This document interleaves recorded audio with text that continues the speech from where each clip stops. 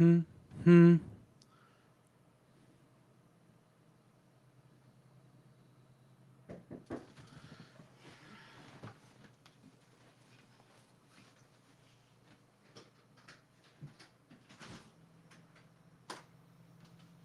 on.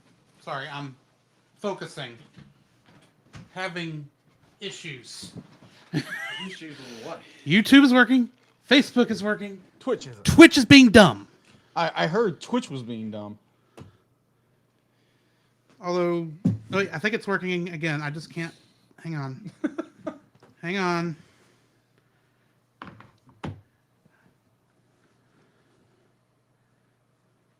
Okay, it says we're live. Good. Okay, now I just got to get Facebook actually live because right now it's just sitting on the live page. Oh, okay. Gotcha.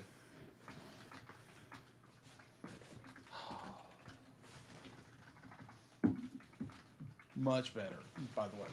Good.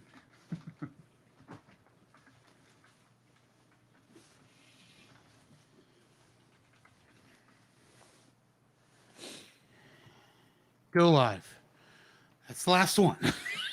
Are you sure? I have not had this much trouble since because of, I don't know what's causing the issue. Because it did it last time we did this too. Oh, okay. And I don't know why. Where's the chat for YouTube? There's the chat for YouTube. Really? Yeah, really. Okay. Josh says he's glad to hear you're better, cuz. Thanks. All right. It has been a very rough week, let's say that. In a lot of ways. Facebook. But thank the Lord, it's the weekend. We're doing this a little delayed, but hey, we're here. There is that. Yes. In a lot of ways. Doing this a little delayed, but hey. Turning that down.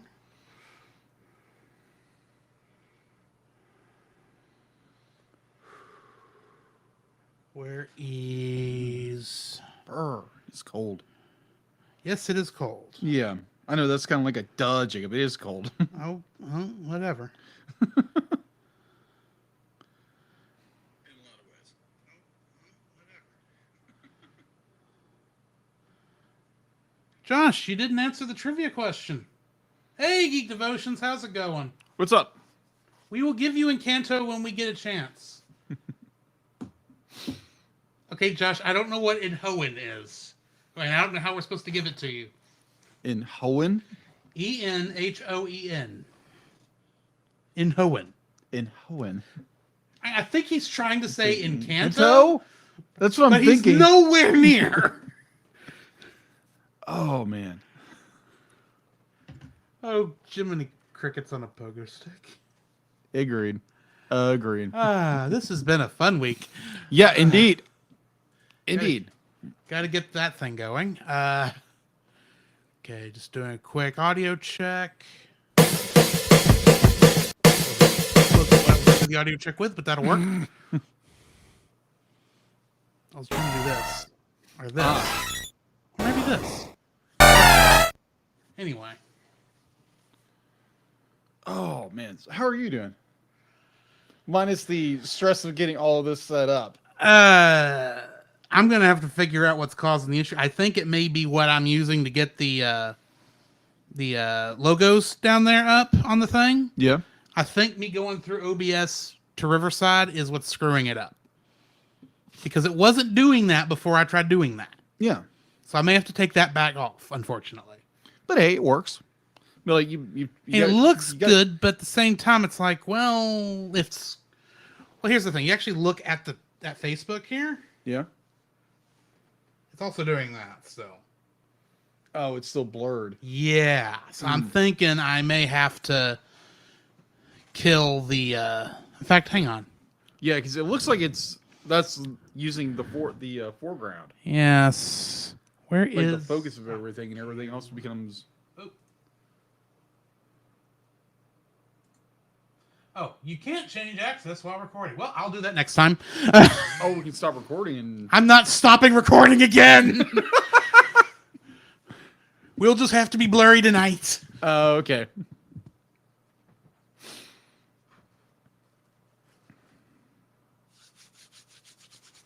All right.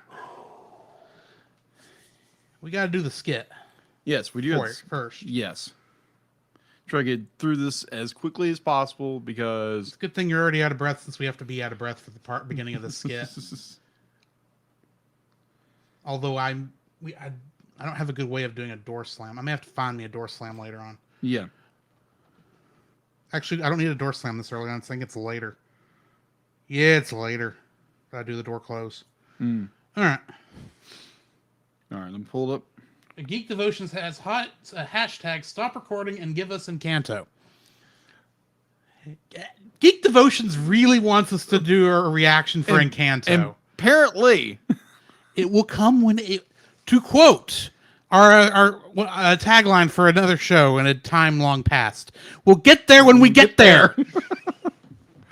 Hashtag we'll get there when we get there. Anyway, we just might want to shift like one movie over, be like just getting Kanto in there, maybe, just possibility. huh?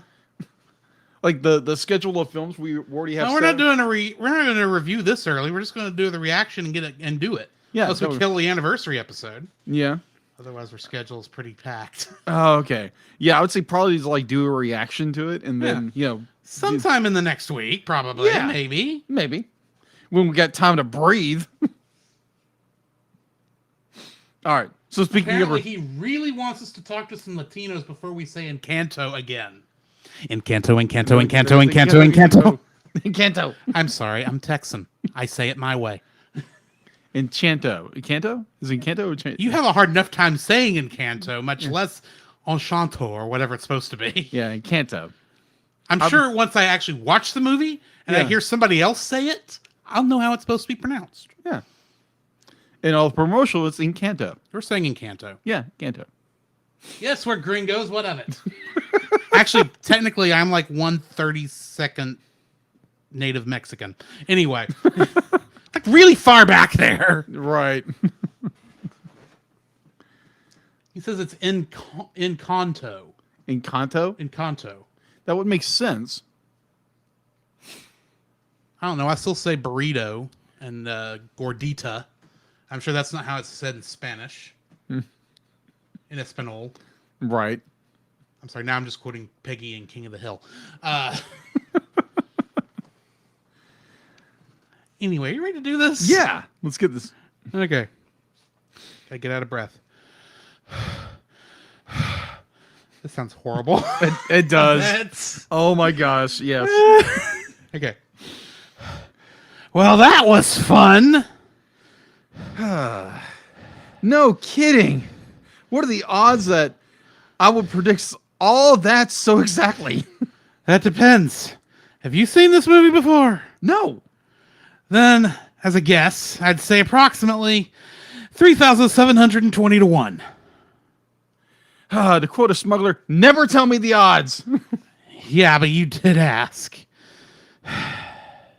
All right, now that I can think straight. Deedlet, please tell me the portal is ready. Almost? Okay. You know, all things considered, this has been kind of fun. I'm not disagreeing with you. I just hope neither of us has been fired due to a lack of attendance. You have a point there.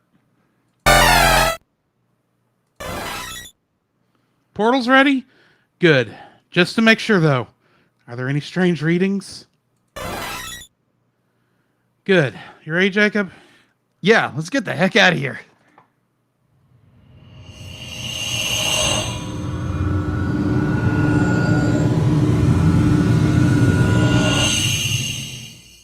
Oof. So, we're back? Looks like it. Wonder what time it is. Huh. Well, that's weird. What is that?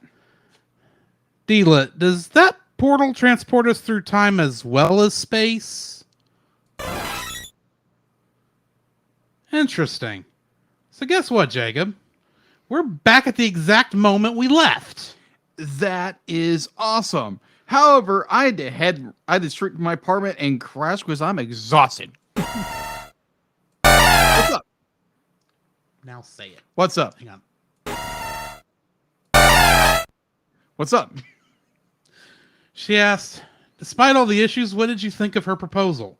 I'm thinking we need to talk about that later, say in 2 or 3 weeks. Sounds good. Night, guys and gal. Night, Jacob.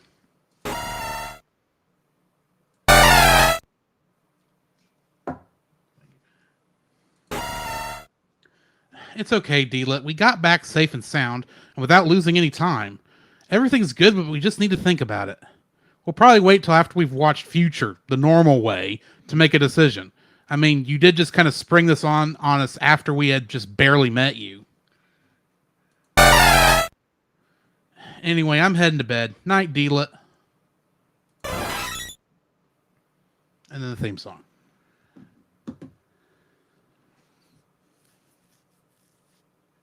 Apparently, me talking the way I talk is equivalent to saying, I once ate at Taco Bell.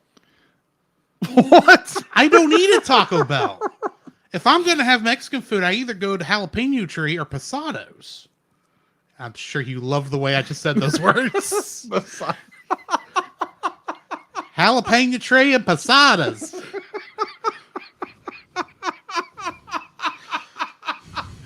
Oh, man. Anyway.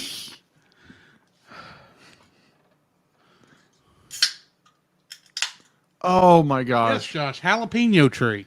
Yeah, jalapeno tree. I.e. the place that's just right the other side of the fence right behind this apartment I'm in. I smell fajitas day in and day out. Oh, man. Anyway, All right. if I can switch my notes back over to the right position, which I don't know why I'm doing that, considering. Hang on, now where's my notes? There it is.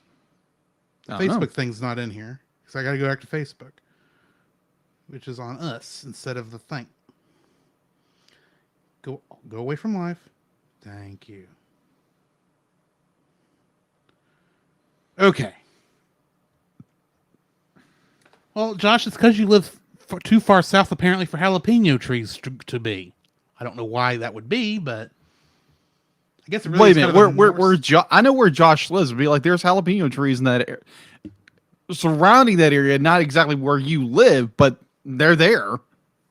I don't know where a jalapeno tree is south of here, to be honest. Although I assume there's some in Lufkin, Right, there are. and he's down like what in around Houston somewhere. Yeah, the Houston area. I'm Houston sure there are Metroplex. jalapeno trees down in Houston. Anyway, Yeah, either way. are you ready for this? Yeah, let's do it.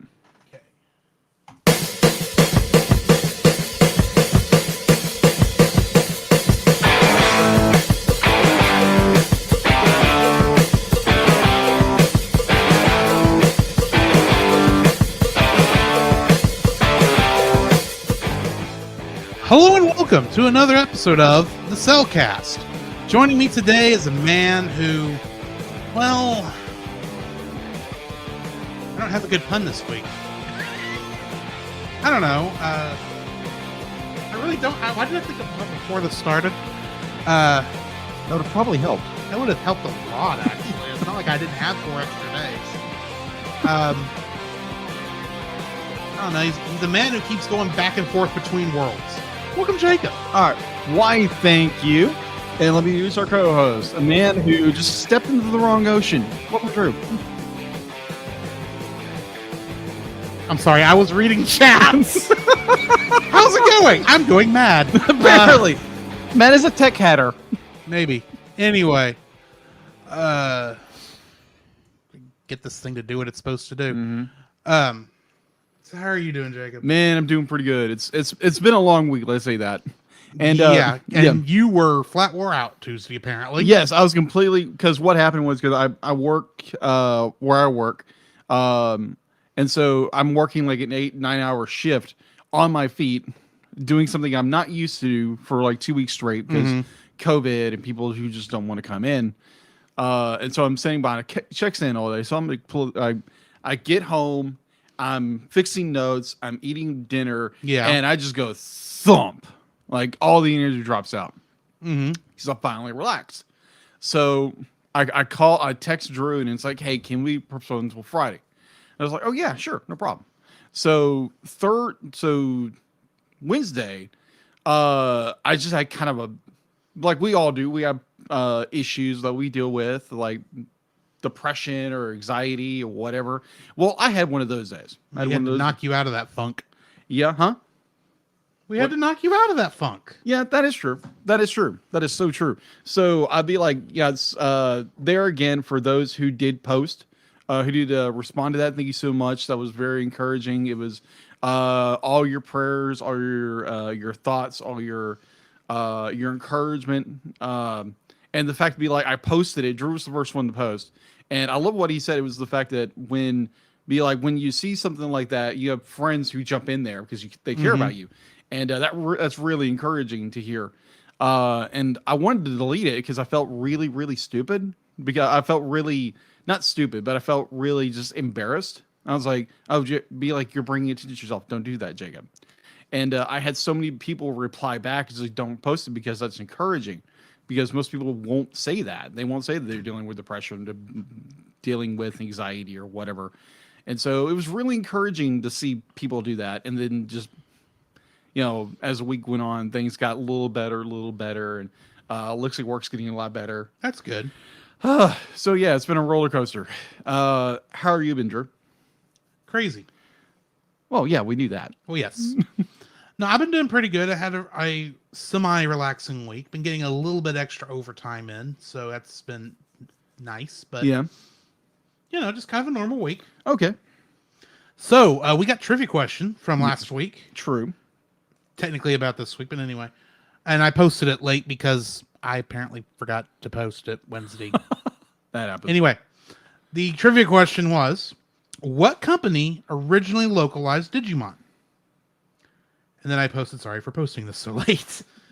So Jacob, who was the original localization company for Digimon? Let's see. If memory serves correctly, it was the same company who did the Mighty Morphin Power Rangers. Indeed. That would be Saban. It was Saban. Saban is the one who did this, but Josh only got it right like seconds before we came on. Oh. He's the only one who actually posted the right answer. Dallas of Geek Devotions, he thought it was 4Kids. I understand the thought completely. Exactly, Dallas. Except it's a better quality than 4Kids Dub ever thought about being. I would agree. And I'm saying that, thinking, knowing Pokemon was done by 4Kids. And just saying that, be like, thank you, Dallas. He reached out on Tuesday when I couldn't make for the recording that day. So thank you, Dallas, for your prayers and definitely the little laugh that I got out of it. Thank you. And then Stephanie responded to Dallas saying she agreed that she thought it was 4Kids, but thinking later on it was Toei. Toei is the animation company, not the localizer. Yes. There again, all good answers. All good answers. I understand where you came from, but they Yes. have the correct answer. But Josh did get it right a couple seconds before the stream. Not a couple seconds before the stream. During the stream, a couple seconds before we went live, he said it was Saban. Because I asked him, because I didn't see his thing on here, and he usually answers. I wanted to make sure he had posted something. So congratulations, Josh. You got it right once again. What have we been watching? What have you been watching? What have I been watching? So, since we are going through Digimon Adventure Tri, there had to be an abridged version of this. Oh, I haven't looked this up yet. Oh, I happened to find it on YouTube, and that's normally where you find abridged stuff. Yeah, and I'm worried. Is it bad? Some of them can be bad. Some can be good. It gets a little political, and it gets a lot. It is the internet. It is the internet, but the corrections they did with the Digivolutions and the fights and all that, because with this dub they don't call out any of the like what they normally do, or when Omnimon or War Greymon and Metal Garurumon merge and become Omnimon, they don't say it correctly. So in this abridged version, they actually say it right. I think it's like Mega Double Warp DNA Digivolve, and was like, okay, bravo, you did it right. But overall, it's like, okay, this is your typical abridged thing, like they did with Dragon Ball Z and all these others. So it's good. They get very political. Let's say that. Let's Okay. use political term. Are you suggesting that I skip it? Oh, you can if you want. I would probably just watch it for like the first few minutes and it's like Okay. what you think of it. Other than that, I was watching. I had mentioned last week that I started watching One Punch Man. Exactly, really amazing. The first season's amazing. And there again, a very dearly loved friend of ours. I had told him what I was doing at the time. I was watching season 2 of One Punch Man, and he strongly recommended not watching it. So, A lot of people will strongly suggest you not watch it. yes, but I watched it anyway because there again, I want to have my own opinion about it. So if you're watching a film or watching a television show and people are telling you don't watch it, It's and just telling you more likely, I should go watch this. yeah, be See like, what yeah, everyone's complaining what's about. what's people are complaining about? What's good, what's bad about it? And so I watched it, and I found myself really intrigued by this story because Saitama in the first season, it was he punched everything in every episode, and that was it. Well, with this one, you deal with a lot more of character issues. Like Saitama comes in to save the day only twice. And it'd be like it's there again, it's Saitama, everything's played low key, but I don't want to give away anything in the series. Just the ending is really cool, but there again they leave everything hanging to season 3. We have, I think season 3's, I think it's getting close to being finished. I don't know. I think. I hadn't kept up with it. Yeah, but there again, for those who might say, well, I'm not going to watch season 2 because it's a different animation department or edition studio, whatever. I would just watch it for the sake of watching it because it's really good story-wise.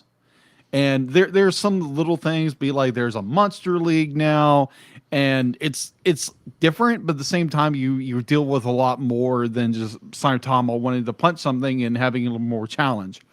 And you're dealing with the different characters and what they're going through, and yeah, so it's really interesting. So I watched, other than that, I started watching Digimon Tamers on Hulu. And That's season 3 that's season 3. because I think it's still on the Saban dub. It's still just called Digimon. Yeah, it's called Digimon Tamers, and that's really good. There again, it's a lot more. It's a lot darker story. They went all Yu-Gi-Oh on us. A little bit. You had some of the. I had a lot. Digivolve with the heart of the cards. You don't even. I've never watched. I've watched Yu-Gi-Oh very little. Obvious, since you didn't jump at that heart of the cards reference. But anyway, no. But yeah, so I watched that, and then I've been reading or listening to 2 books as of recently. We are doing a Bible study over Cold Case Christianity by J. Warner Wallace. And that's a really, really good book. Really good. I would highly recommend it if like you're wanting to be like, if you are a Christian and you wanted like really like dig into everything and understand your faith even greater through investigation and simply just be like, oh, I believe it. So why do you believe it? So it kind of delves into that. And if you don't believe in Christ, or you're an atheist or just a non-believer, maybe it's something you might want to pick up or listen to on Audible. It's really good. It's a really good book. I'd highly recommend it. And the next book I'm currently listening to is The Book of Fate by Brad Meltzer. It's one of these historical mystery dramas stories. It's about a failed assassination attempt of a fictional president. We're following one of his aides, and it starts diving into the not the Illuminati, but the Freemasons, and like even in the preface of it, it's like, hey, be like, this is fiction. Be like, this is just, and be like, it's simply a story. We're not saying this is truth. So I really enjoy Brad Meltzer's historical fictional writing. I really, really enjoy it. So that's what I'm currently reading. And other than that, it's a lot of YouTube and a lot of like history stuff, which I just love things about.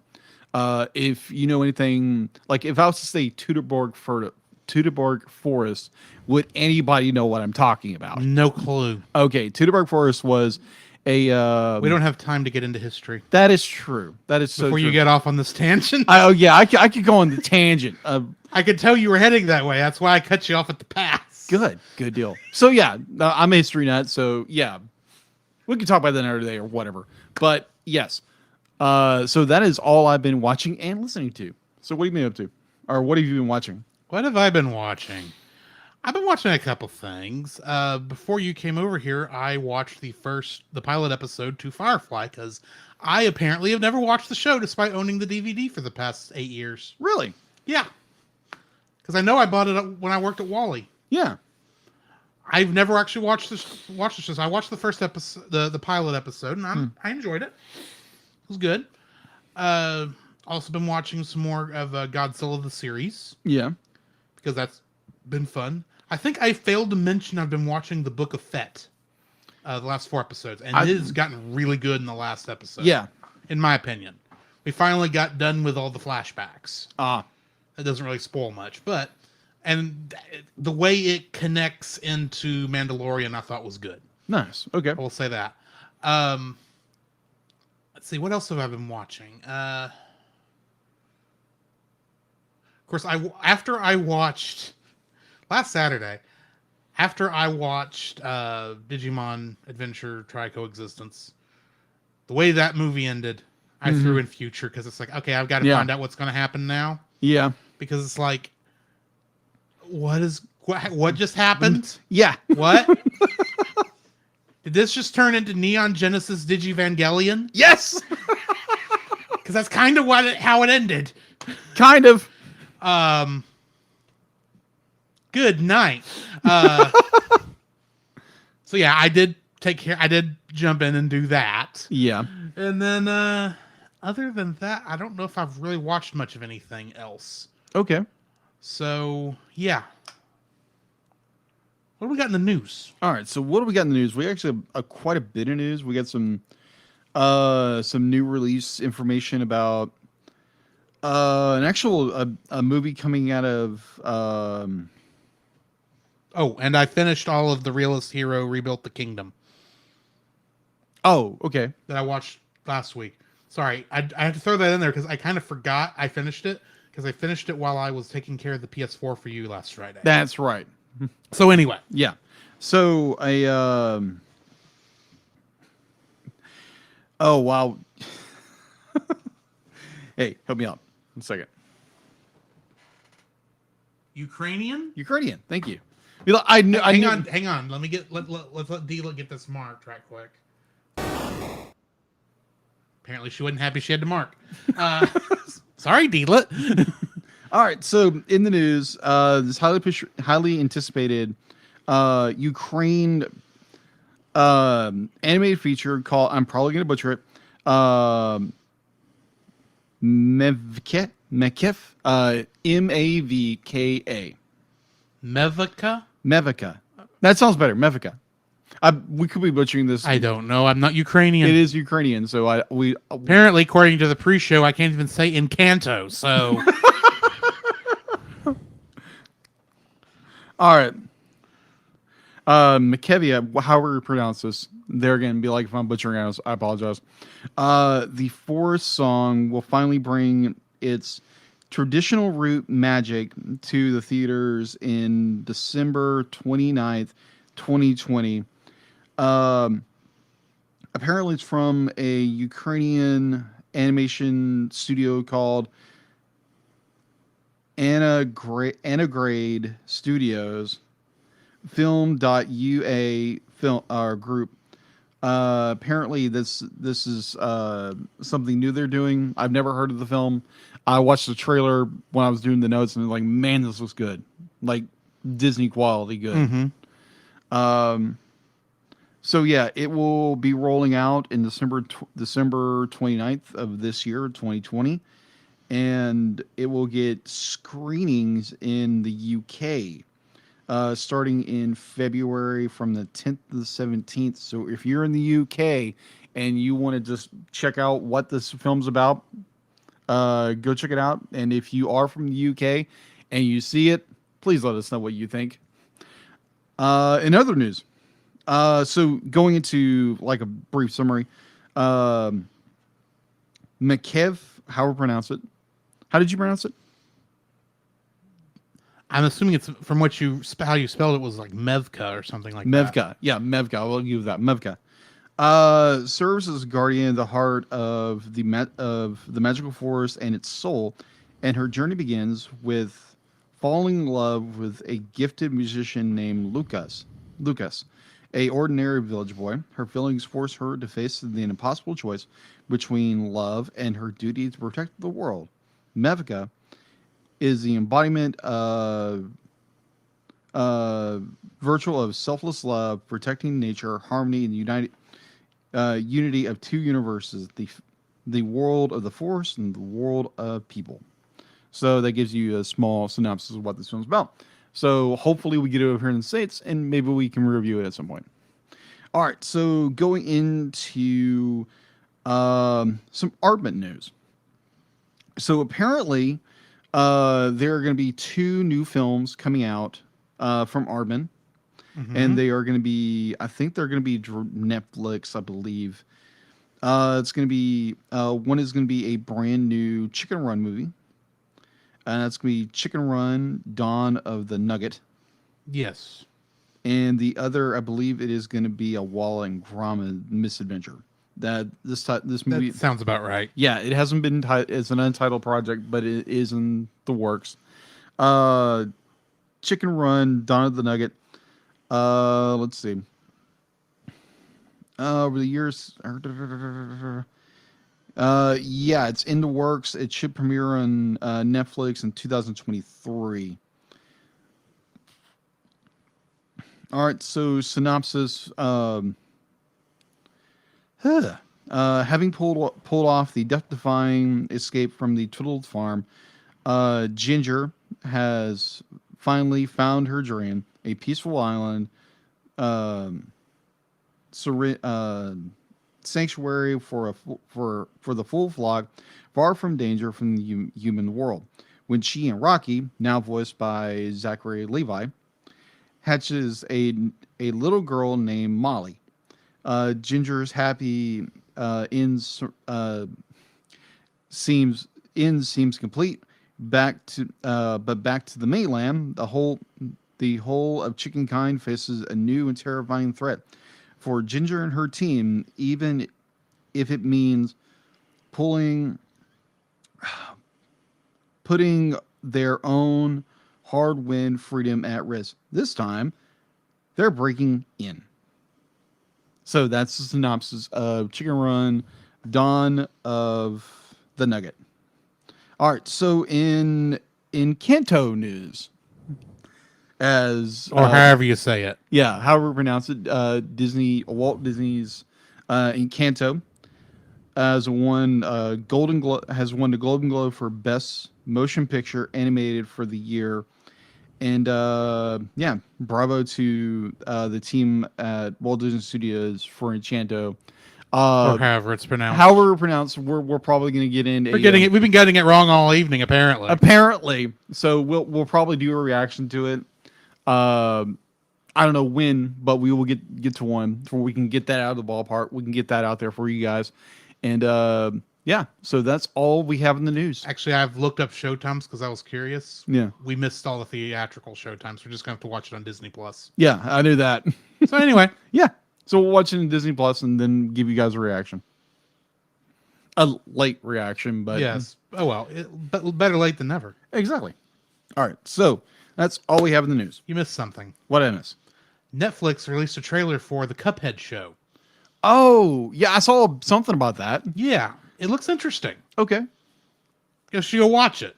The trailer, I mean. Yeah.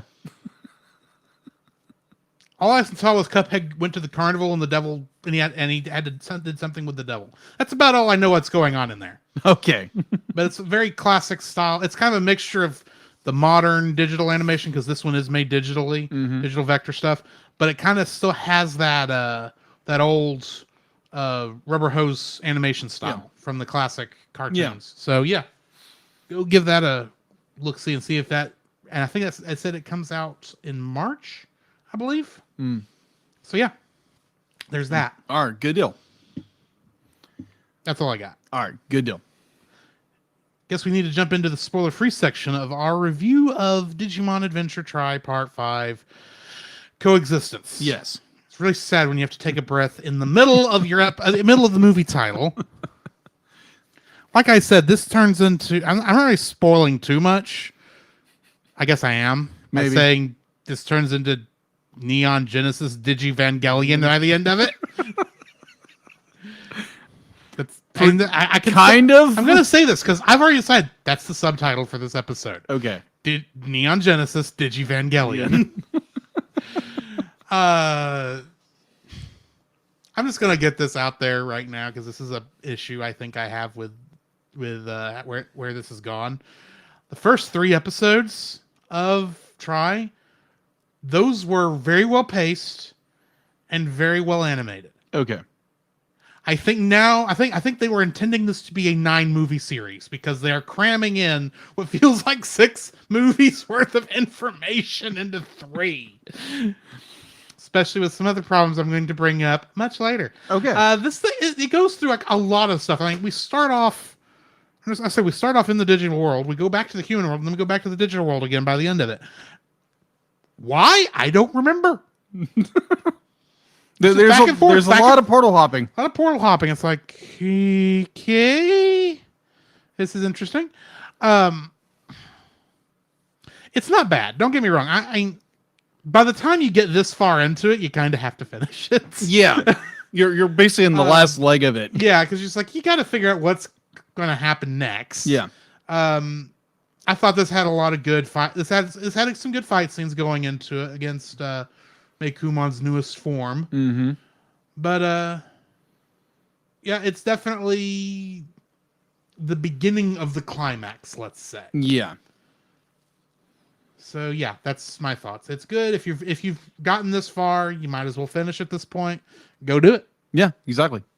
I enjoyed it. There again, like Drew said, there's a lot of like portal hopping. There's a lot of portal hopping. There's a lot of trying to we've got 2 films to finish this. We got a lot of information we want to digitally dump on our audience. Mm-hmm. So let's start dumping it here.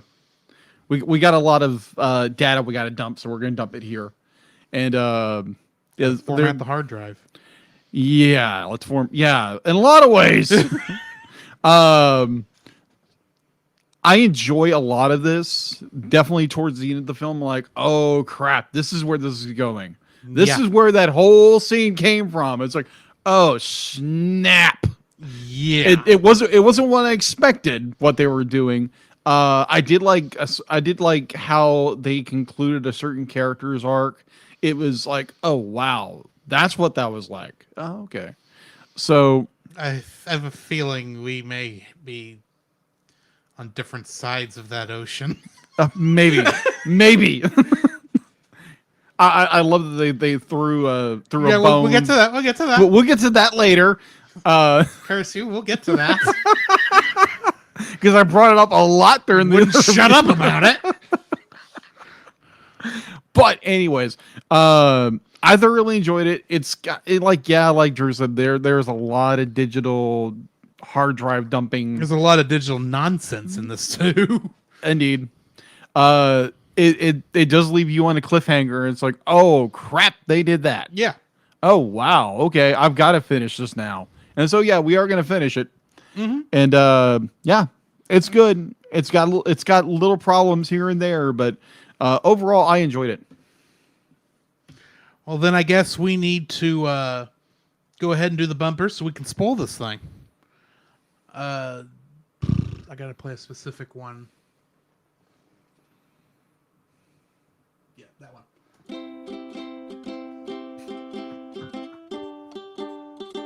Don't forget that you can download. Don't forget that you can. Don't forget that you can listen to us record the podcast live every Tuesday over on our Facebook page, the Cellcast, our Twitch channel, the Cellcast Gaming, and on YouTube at Cellcast. Also, don't forget to join our Patreon if you would like to support us monetarily. At $1, you'll get our everlasting thanks. At our $5 tier, you can get some artwork from Jacob. And on our $10 tier, you can get bloopers for every episode we've released that I've remembered to release them for. And you can get commentaries from different movies. So come check us out over there if you would like to support us financially.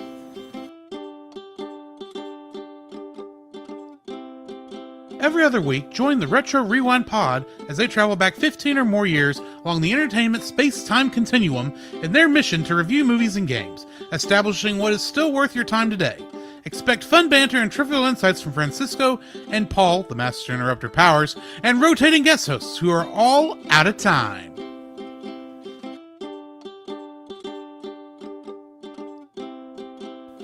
Do you like Star Wars? I don't just mean the original trilogy. Along with that, I mean the prequels, the sequels, the anthologies, the animated shows, and of course, who doesn't like Baby Yoda? Well, if you've been in the fandom for any length of time, you know how toxic the fandom can get. And if you'd like to be able to discuss a galaxy far, far away in a much more positive light, might I suggest searching out The Outer Rim, a Facebook group dedicated to all of Star Wars, and check out their YouTube channel, which you can easily find at Pop Americana, which the podcast you're currently listening to is also a part of. To find that and more, check out the link in the description.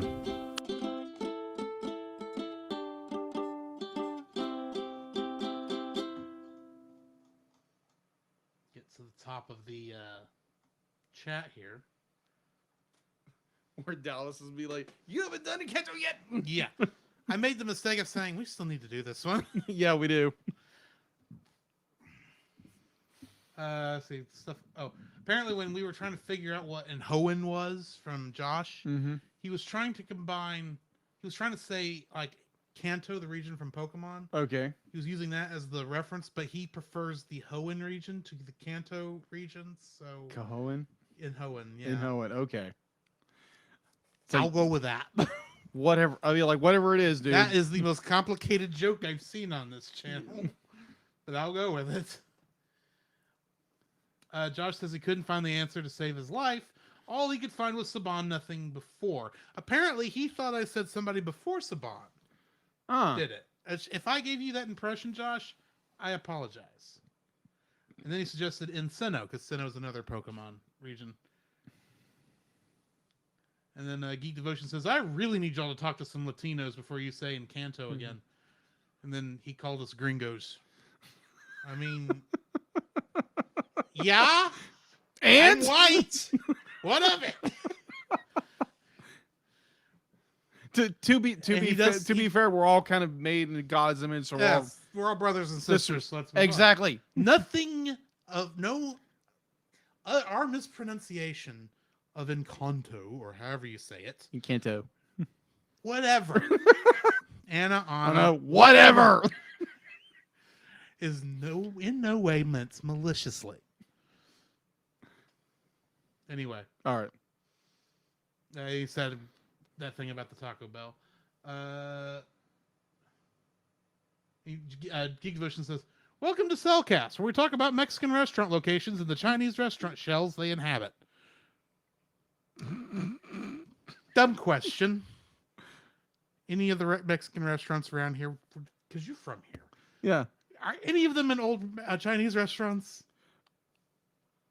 Because I don't think they are. No, they're not. Closest. Well, no. The closest would be in El Ranchero. That's not the name of that place.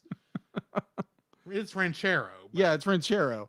But there was a restaurant. There was a Chinese restaurant next door, but that business went out. That business obviously went out of business, and the company literally just bought the entire building, and now it's an adjacent store to that restaurant. Right. Geek Devotion says close only counts in hand grenades and horseshoes. We have failed. Woe is us. Shame on the cell fans. You're fine, dude. Josh says I've been watching the original Dragon Ball. And Geek Devotion says DBZ abridged gets spicy. Yeah, just Yeah, that's putting Just it mildly. a bit. I mean, anyway. To which I then responded, Muffin Button.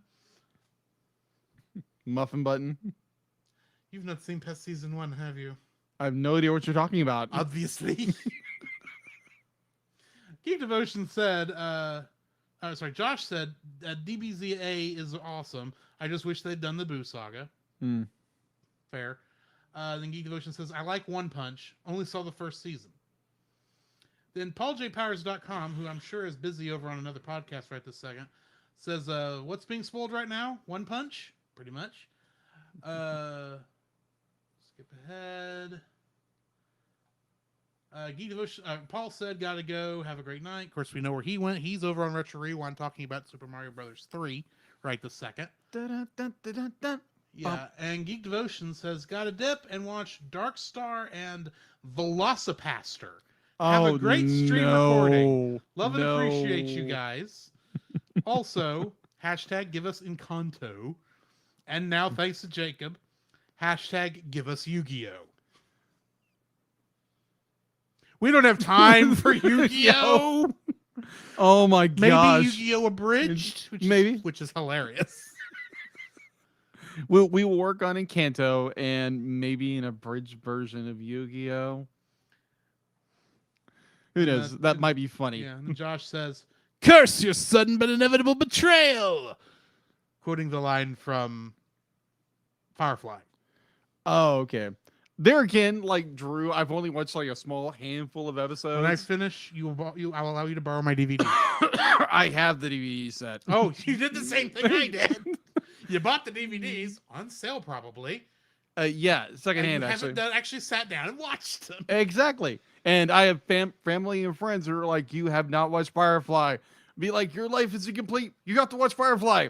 It's like, I'm okay. sorry. I'm not a brown coat. I'm a Starfleet officer. Anyway. Trekkie. Whatever. Josh says, Blazing Samurai finally got a release date. I'm assuming that's an anime, but I've still never heard of it. Mm. And then Josh says, a new Chicken Run. I don't know how to feel. Yeah. I don't know either. Yeah. We did have one little thing pop up over in the YouTube, but it was a spam bot, so I killed it. So, D-Lit, why don't you give us the little marks so we can jump back into the actual review for this show? How about it? Alrighty. Ready? Yeah. The following is a spoil... No, wait, hang on. I want to do this differently. And I'm leaving this part in. The following is a spoiler-filled review for Digimon Adventure Try Coexistence.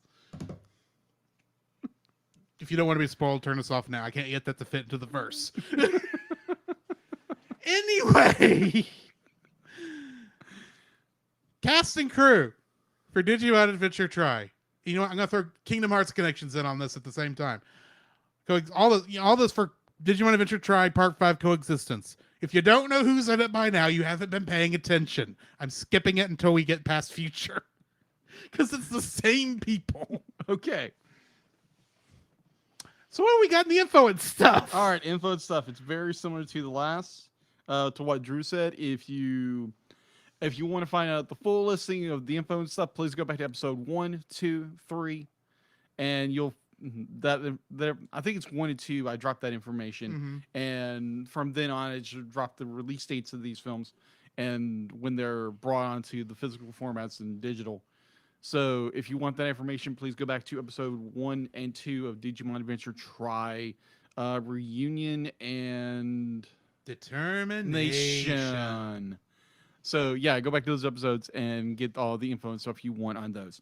For release dates and info and stuff, it has a 1.7. You know I'm having a bad ADD dyslexia day when I do that. 1.21 gigawatts. Yeah, great Scott. What the heck is a gigawatt? It's a gigawatt. It's pronounced weirdly, but anyway. All right, 7.1 out of 10 on IMDb. It was released in Japan on September 30th, 2017, in North America on May 10th, 2018. It was released on region-free DVD and Blu-ray in Japan on November 2nd, 2017, and in the U.S. at Anime Expo on January 5th, 2018 through the 15th through the 8th. 5th through the 8th. So yeah, that's all I have for an info and stuff. Okay, getting into the summary. An enraged Meikumon digivolves to Mei Crackmon and leaves through a distortion. Himikawa is then briefly seen stumbling across the digital world in search of Tapirmon. As Digimon begin materializing in the real world, Hackmon explains to Nishijima and Professor Mochizuki that Meikumon was born from a fragment of Apoclymon's remnant data. Meiko was meant to suppress the darkness within her partner Digimon. However, Homeostasis considers Meikumon's unrestrained power to be an existential threat to both worlds and decides to eliminate her. Meanwhile, the Digidestined try to survive the digital world's attempts to expel them. The Digidestined manage to return to the real world but are persecuted by the people. With Nishijima's help, the Digidestined and their partner Digimon hide in their school to avoid the media. The Digidestined try to console Meiko during their stay. The next day, a rampant Mei Crackmon confronts Meiko near the school. Jessamon intervenes, and his attacks result in Mei Crackmon digivolving to Ragulmon. That is a dumb name. Ragulmon. It sounds like a spaghetti sauce. Ragu. As the situation deteriorates, Homeostasis possesses Kari once again and warns the Digidestined not to interfere. When Jessamon takes Ragulmon to the digital world, the Digidestined, their partner Digimon, and Nishijima pursue them. They arrive in a desert area of the digital world where Alphamon joins the fray. 6 of the Digimon return to their in-training forms as a result of Alphamon's attack, leaving only Omnimon, Ragulmon, Alphamon, and Jessamon. In the digital world, a distressed Himikawa is... Sorry. In the digital world, a distressed Himikawa is still searching for Tapirmon, but finds herself in the dark ocean. We will never see her again! Dum dum dum. Nishijima, when she seemingly drowns,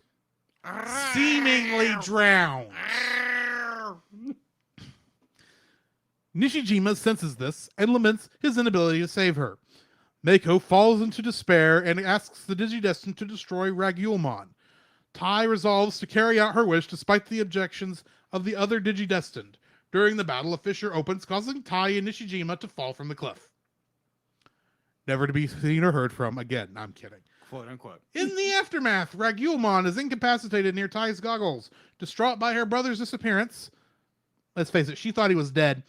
Kari becomes engulfed in corrupted digital code, which causes Nyaromon to dark warp digivolve into Ophanimon fall down mode, creating a dark portal. As the portal opens, Ophanimon merges with Ragulmon into Ordinimon. The real world is subsequently covered in a universal blackout as the invading Digimon become able to move. Afterwards, the digital world begins to swallow the real world. Refusing to give up, Matt takes Tai's goggles and rallies his friends. And as I stated, this turns into Neon Genesis Digivangelion. Pretty much. By the way, interesting trivia thing for this. This is actually the first appearance ever of Ophanimon fall down mode. Yeah. But getting back into Neon Genesis Digivangelion, because that's my first like. Okay. This thing just goes off the rails in the last 5 minutes of this movie. And a part of me is just like, yeah, let's do this thing. It's like, okay, this is a great way to cliffhanger this. Where things just went bonkers. I kind of like, and plus everything leading up to that point. I mean, Uh once Ty disappears huh. into the crack, into the fissure, along with guy who's obviously going to be dead next movie.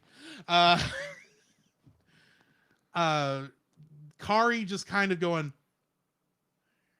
I hate everything, kill it all. Pretty much.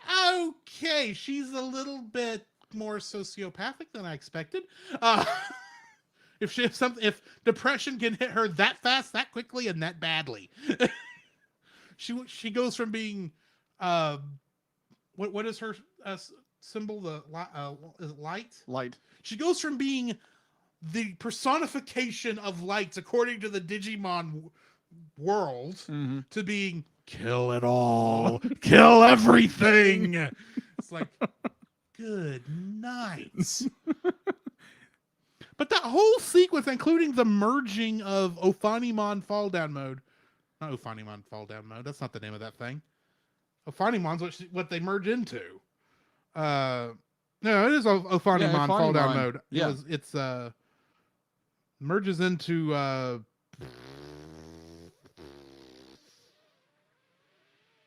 Or Denimon. or Denimon.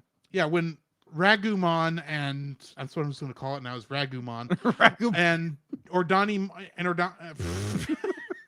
when they merge into Ordanimon, that sequence, that animation sequence is cool. Oh, yeah. Especially as the eyes merge. It's like, oh, that is crazy. That is nuts. I like it. Where is this going? Of course, they merge the eyes, and then you never see those eyes again because Ordanimon has tentacles covering her eyes. I'm sitting there going, I think I've wandered into the wrong side of anime enough to know what this means. Thankfully, that's not where it goes. Mm-hmm. It's just crazy and cuckoo for Cocoa Puffs. And it's one of those things where as soon as it ended, and I'm seeing the credits going, I was like, okay, how long do I have until my stream of Sonic Saturdays? I got 2 hours. I've got time.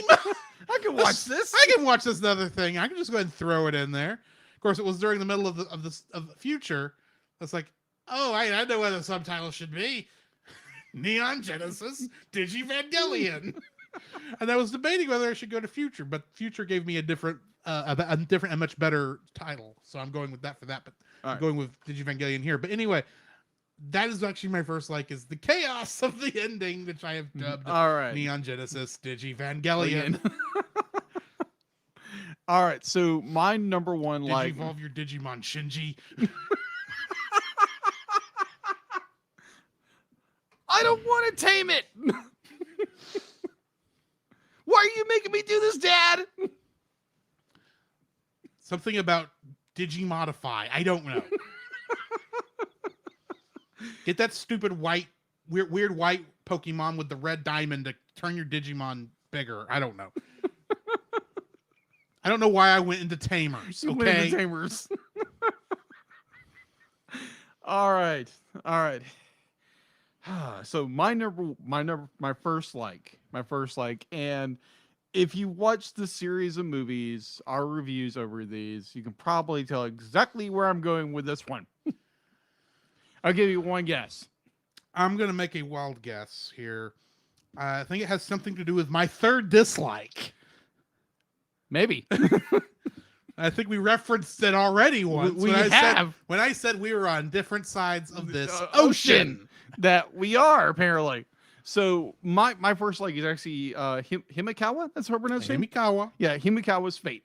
And the fact to be she is gone literally off the deep end, looking for her Digimon partner. Which is crazy considering how shallow that thing was for most of the time she was in it. Yeah, true. And so she finds herself in the dark ocean and she drowns. I'm like, whoa, okay, they went there. I was like, wow, okay, that's very a good personification of what depression is, or what, mental illness or whatever can drown you and sorrow and regret brings you down. And I love, because there again, I was a huge fan of season 2, and that is used throughout the series, even though it's not there's no conclusion to it, which would have been really cool if they did, but they didn't. Either way, so I love that they brought that in. They brought that into the story, and the idea that it was Himikawa's like desire, and it drove her crazy, and so she was literally consumed by her desires and her grief and everything. And so it's the idea of depression, or the idea of you've fallen into your sin, and now you are being consumed by it. Mm-hmm. So, I love those parallels when it comes to stuff like this, and I thought it was really interesting and really cool how they did that. I was like, oh, when you saw Himikawa walk out and it's water, and it's like, oh crap, she's in the dark ocean. Oh, this is gonna get bad in a hurry. And you see those creatures. Whereas I said, curse Jacob. Yes, I thoroughly enjoyed that scene tremendously, and I love the ramifications of it and all that great stuff. It's a sad scene when you see a character go down like that, but it's just like kind of like, oh my gosh, they went there. So yeah, that's my first dislike, my first like. So what is your second like? I will explain my problems with the Dark Ocean stuff. Admittedly, it's not the Dark Ocean itself; it's how that goes. But Yeah. when we get to dislikes, Yeah. In the meantime, likes. I like the fact that apparently Mako must be from Osaka, Georgia, in the English dub. I had to go with Osaka because here's the thing: if you've never dealt with, so here's the thing: most anime Mm-hmm. in the Japanese dub Yeah. is recorded in Tokyo, because that's essentially, along with being the capital of Japan, Mm-hmm. it's also kind of the Hollywood of Japan at the same time.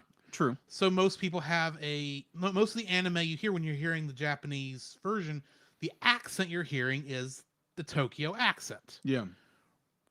So usually when they go to a different town, and when you have a different accent, it's usually the next one is Osaka. Mm-hmm. Mostly because I know this because I watched an anime way back in the day called Azumanga Daioh, in which one of the characters who never actually learned the real name of, we just know her as Osaka, was from Osaka, Okay. and she talked like a hillbilly redneck in the English dub to Oh god. give you the idea of what kind of the difference between being from the north to be. I'm kind of doing the Osaka accent. Mhm. It's not exact, or the accent of the character Osaka. So the minute she starts going into, well, aren't you a peach, hun? I thought, apparently in the digital, I can't even say it right. The Digimon version of the real world, which I have issues with, but we'll get to that in future. Apparently, Osaka is in Georgia instead of in Japan, because she never said it was Osaka, Georgia. Right. Osaka is where she was from. All the Japanese, the American English dub ever said was she was from the South. I'm thinking that's either Kyoto. Nope, this has got to be Osaka, because that's the one that they always make fun of. Right. So it's got to be Osaka. I don't know for certain, and I don't know as much about Japan as I probably lead it on to believe, and I could Yeah. be wrong about this. Right. But I just love, like, yeah, Mako is from Osaka, Georgia. Didn't even know that was a thing. Anyway, either. what is your next like? Oh my gosh. This is gonna be a good review. I can just tell. This is gonna be a good review. All right. So my second is what I've titled "Give Way to," not Ophanimon, but it's the form in which they merge. Ornament. Ordinomon. Give way to Ordinomon. I absolutely love that scene. Be like the fact, be like Tai, he dies, disappears, quote unquote, Falls And- into the crack. falls into the crack, slipping through the crack. And so be like you have Kari in the previous scene where Tai and the teacher disappears and Kari's sitting there waving, by herself. And she's just be like, where'd you go, big brother? I'm like, oh crap, this is where this happens. Yeah. because there again, if you follow Digimon, be like Kari is always definitely in season 2 and definitely in season 1. Whenever Tai would disappear or like something would go wrong, it was like she always kind of depended on Tai to help her because she's the little sister. So when that happened, when Tai disappeared underneath the waves for a moment, and she said that, I'm like, oh no, this is where this all goes wrong. And so be like, you get the scene where big battle happens, Yesmon cracks the ground open, Tai gets swallowed, and it's just like, oh no.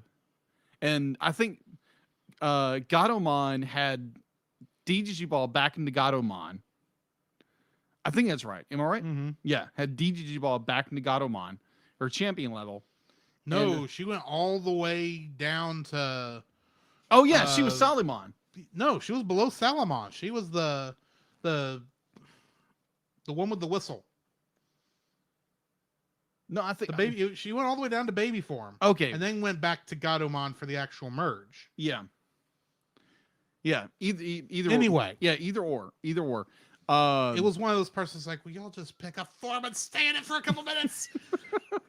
Well, they gotta show everything. And no, it's just like you don't have to de-digivolve all the way back to lump of pudding form. I'm the sorry, cat but that is what the baby form looks like. pretty much with It's like here's just a random blob. very true. So the idea that Kari falls into depression or this dark data starts coming out of her, which there again makes kind of no sense. It's like you could have used something else with that, but you didn't. Like we said, like I said earlier, they've tried to cram 9 movies into 6. That but is true. didn't realize the issue until after they'd made 3 of them. Very true. So the idea that like Gatomon double warp digivolves into what's character's name again? Ophanimon fall down mode. Yeah, Ophanimon dark mode, and then merges with Mako. no. No, it's Ragumon. Ragumon. Or Ragulmon. But Ragulmon. I'm still gonna say Ragumon. Yeah, Ragulmon, and then becomes the character she becomes. I'm like, oh, dude, they went. I mean, I love when shows like when Digimon and stuff like this go dark. They tap into the emotion of depression and all the great stuff. Their grand depression is not. It's not great. If you ever had it, they're gonna be have it. Talk to people. So it's just, and I feel like even Dark Genai, I think the next movie I believe is I think it's the next movie I think, or it's this movie I can't remember which. No, it's the next movie. That's right. Never mind. Let's not go into spoilers for the next film. But either way, it's the fact of it, like when they two merge and the cascading of Tai's parents and Kari's depression and all that. I was like, wow, okay, they went there, and I was like, dude, this is amazing. So yeah, My third like is the machinations of Dark Genai. oh yeah, Because even though Dark Genai is not as much in this one mm-hmm. as he is in like the one before this and the one after it, yeah, you can see the handiwork he's moving around in the background. oh yeah, What he's been doing all this time and how it's starting to affect the Digidestined and everything else. And how you can tell he is just trying to get to Ordenimon. Mhm. That is his goal. That's been his goal this entire Oh, yeah. time, was to get Ordenimon. Now, here's the thing. Remember last week we were talking about King Drazel, yeah, and I said that he never showed up again, yeah, and you mentioned that he comes back up in this, which yes, he does. he does. Well, apparently, I didn't realize that the Digimon wiki that I was looking at Mm-hmm. did list a Drazel for Digimon Adventure Tri, but also another Drazel. It had a much longer entry Really? in Data Squad. Oh, yeah, And that's that's right. what Drazel was created for. Yeah, that's right. He was from Data Squad. And his name has something to do. I looked it up. It's something to do with like a dragon and something else. Something like I that. can't remember. Yeah. Anyway, so it's like, okay, so they are bringing some stuff in from other parts of Digimon Right. besides 1 and 2, which are the only ones we assumed they Yeah. would bring stuff in from. It makes sense because in some degree, you can kind of tell the way this. It's not really explained, I think, here. I think Yeah. it's more explained here than it is elsewhere. Right. But you get the feeling that there is more than just the real world, quote Mhm. unquote, and the digital world. Yeah. And of course, whatever world the Dark Ocean is in. Yeah. Or apparently, there's one thing I read: the quantum realm, Yeah. or that they were quantum sea. That's what it was called. Yeah. The quantum The Z. quantum sea, which they actually mentioned the quantum sea a couple of times, but everything falling back into it. Yeah. And here you are telling me it's called the Dark Ocean. I'm thinking, is it this? I did not knowing it's the same thing till I Mhm. was looking it up. Yeah. So it's like, oh, I see where that would be a problem. Mm-hmm. But at the same time, I'm still going, well, if you've got those two worlds, what's to say the Tamers world is not out there somewhere? The Data Squad world is not out there somewhere, and all the other ones. And whatever Right. the fourth one is, Frontiers. Yeah. Frontier. That one's probably out there somewhere too. And those are technically also different digital worlds and real worlds too. Mhm. So, multiverse, yay! Yeah. And there's machinations going across the Digimon multiverse. Yay, because this might actually be the same King Drazel, because they never really say it's not the same King Drazel. Very true. And so if Dark Jedi is working for King Drazel, and that's a nice little connection, even though I have no idea what Data Squad is about. Mm. So I like the idea of how much getting back to Dark Jedi, and I'll just say it, his version of the Digimon Emperor, which I think I have failed to mention, that his Digimon Emperor form is voiced by a different actor than his Dark Jedi form. Really? Yes. The Digimon Emperor form is voiced by Todd Haberkorn, Okay. Who's that? a very prolific voice actor that Funimation has used in many recent years, but he's always the guy who gets to do all these big, loud, exciting voices. Ah. Okay. I'm trying to think of something we've seen that you would have heard him in besides this. But I mean, you can definitely hear him in his Digimon Emperor form in that voice. Oh yeah. So I mean, you could hear that. I mean, he plays shoot, what is the guy in Fairy Tail? The main guy, Natsu. He's Yeah. Natsu in Fairy Tail. Oh, okay. Gotcha. The main character. He also plays a character in Dragon Ball Super Mm-hmm. and Resurrection F when we get to Resurrection F. Okay. And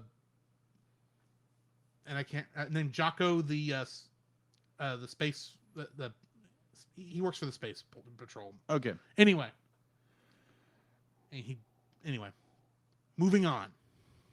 Galactic Patrolman, that's what that's called. Okay. So yeah, the machinations of Dark Jedi is my third and final like for this movie. Okay. What's yours? Okay. Mine. There again, this movie starts dumping a lot of information on you. That how Mekumon was the kind of like an offshoot from Apocalymon's data or something like that. For some reason contains some of his data. Yeah, it contained some of his data and all the machinations of that. And I'm like, wait a minute. So I think it's who said that? That was Hackmon. Yeah, Hackmon basically going on saying that that Mekumon was a mistake. Hackmon, one of the most annoying characters in all of Digimon Adventure Tri. Yeah, basically. Not because he's a poorly written character. Right. It's because he never actually will speak he will not give us a straight answer on anything. That is true. Like, I'm on your side, but I work for homeostasis. We must preserve the balance. Yeah, and you're going to do that by attacking Mekumon as Jessmon. Yeah. Thanks a lot, Hackmon. Yeah, pretty much. So this idea that Mekumon was a mistake. Mekumon wasn't meant to exist. And that Well, got not with that data in there, but yeah. yeah, not with that data because be like Still, even you don't even- say that when Mako was right there. yeah.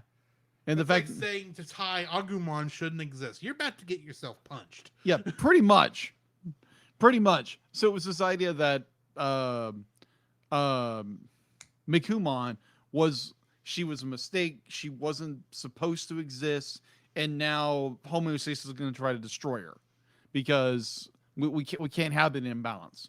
Well, the idea that something was created and was a mistake, be like definitely be taken into the Christian idea, the Christian ideology, or the Christian theology that God doesn't make mistakes, that He created each and every one of us for a reason, even though sometimes we make mistakes and we fall down, and there are sometimes we feel like we have no purpose, but then we have to look beyond our circumstances and realize that God did bring us into existence to glorify Him in some capacity or form, even if be like the idea that Mekuman is simply a digital creature, her existence does matter, and our characters very vibrantly say this throughout it, that Mekuman does exist, she is real, no matter the circumstance in which she was created, that Meku be like she was somehow to be Meku was to somehow extract that data from her to purify her in some fashion or form. So, and obviously that didn't work. I mean, Mako. It wasn't that Mako had to extract the data. She was just supposed to stay with Mekumon, and keep Mekumon from feeling lonely enough that she would draw on her darker emotions, that's right, which is what gets Apoclymon's data to go bonkers. Yeah, exactly. So I like the idea that here's an idea. Why don't you just run a virus check on Mekumon? Let's move on. Yeah, it's true. Actually, technically, I guess it would be a Trojan. Anyways, but that'd be too simple. That'd be way too simple. There's so many things that would made this show go much faster if they would just have done it. Very true. So it was the idea that Meikumon was an accident, and there again, none of us are accidents. There are some people that, like I said before, some people say, "Well, be like I wasn't supposed to be born." Well, you were. God created you for a reason. Exactly. Even though like we go through troubling times, and we go through this valley of the shadow of death, that that death is looming upon us, that we always see is darkness and gloom, like Himikawa saw in the Dark Ocean, that be like we do have those moments and times when all we see is darkness. But it's like there again, I deal with mild depression. There again, it doesn't define me, but it's something that I deal with. It's the fact to be like, you have friends, you have family that do care about you, and that God is still there if you believe in Him, if you have a solid relationship with Jesus Christ. He is going to be there. He's never going to leave you, never forsake you, even in your darkest time. Even sometimes you don't think He's there. He's there. He's sitting in the background saying, "Hey, I'm still here," kind of tapping you on the back. He's like, "You're still there. I'm still here. Like, don't give up." Even though sometimes it's very easy to give up. Never give up. Never surrender. Exactly. I know you don't like that movie, but it fit. Yeah, it did. But yeah, it's just the idea that you do exist for a reason. Be like, if you doubt that, talk to people that care about you. Talk to those people that your loved ones, those best friends of yours, and they will tell you straight up, you do matter. And sometimes for me, that's a good reminder, because sometimes I think that. But at the same time, be like, we all go through those valleys. And so we need to be reminded that we are loved, that we do matter, and that God is always with us, no matter what. So I thought that would be a really good tie-in to another theological topic. Okay. So yeah, that's my number 3. Jumping into our dislikes, since you mentioned Himikawa in that last one, I'm going to move my 3rd up to number 1. Okay. Dislike.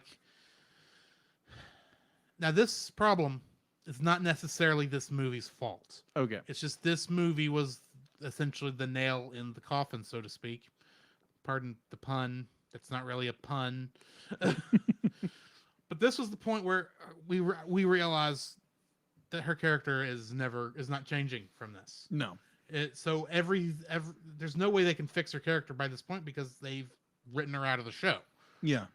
And that's the fact that they did not know what to do with Himikawa after they got the kids to the digital world.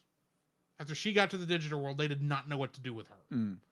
Think about it. And all through the fourth movie, what do we always see is her walk across the desert, Yeah. find Tapirmon, go cuckoo for Cocoa Puffs, Uh-huh. and then at the beginning of this one, she's going through the desert again. Mm-hmm. It's like, what happened to Tapirmon? Last we saw, you nearly choked him to death. Did he escape? Is he alive? Did you kill Tapirmon? Himikawa. What's going on, Himikawa? And then the next time we see Himikawa after that one scene, it's, oh, she's in the Dark Ocean. We're just getting rid of her now. It's like, okay, so it's in one sense, now that I know that the Dark Ocean and the Quantum Sea are the same thing, really nice if the English dub would use similar terminology to refer to the same thing, so I'd know what the blink you're talking about. It's coming from someone who's not So fluent. is fluent in Digimon, admittedly. That's a good foreshadowing to what might happen if everything goes to pot, Mm-hmm. admittedly. Right. However, you did not know what to do with Himikawa after she showed up here. You had nothing for her to do, to the point where she essentially, while she doesn't die off screen, her death was pointless. Right. There was no point to her death whatsoever.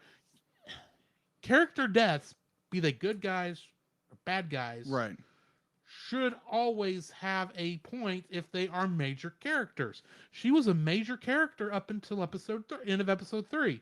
Yeah, she still was doing something episode 4 enough to where we were interested to see what would happen to her. Yeah. Yeah, not much happened other than she did find Tapirmon, but Tapirmon didn't remember her, so she decided apparently to choke him to death. I don't know if that's what happened, I'm assuming. Right. But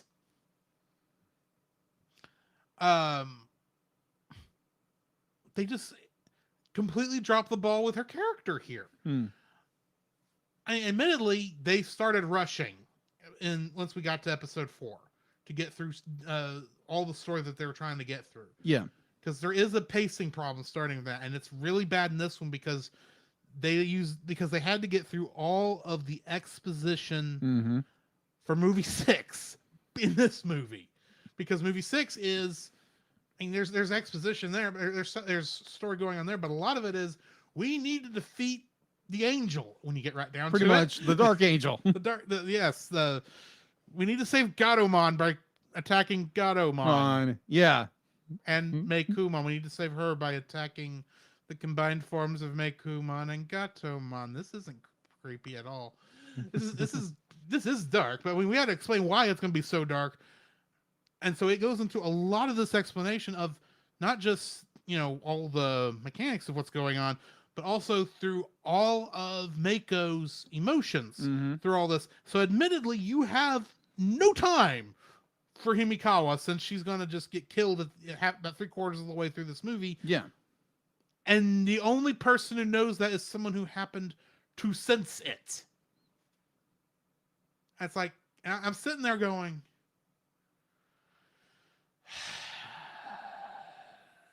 y'all didn't know what to do with this character and you dropped the ball with her. In my opinion. Okay. Fair enough. Because, yeah, she dies in the Dark Ocean, and yeah, that means something within the Digimon universe. Do not get me wrong. Right. She fell into the depression, and the depression killed her. Yeah. At the same time, I'm thinking, I should be able to follow how she got to that depression, because all we know is what caused her depression. Admittedly, I recognize depression is in many times irrational. Mm-hmm. I recognize that. In some cases, yes. But in this case, it was the only thing when it was like Tapirmon didn't remember her, ran off, and apparently she couldn't find him again, and that caused her to go deadly with herself. Yeah. And I just feel like they just did not know what to do with her character, and they just said, well, we can't do anything more with her. Let's just get rid of her so we don't have to worry about her in the next one. Okay. That's just how it feels to me.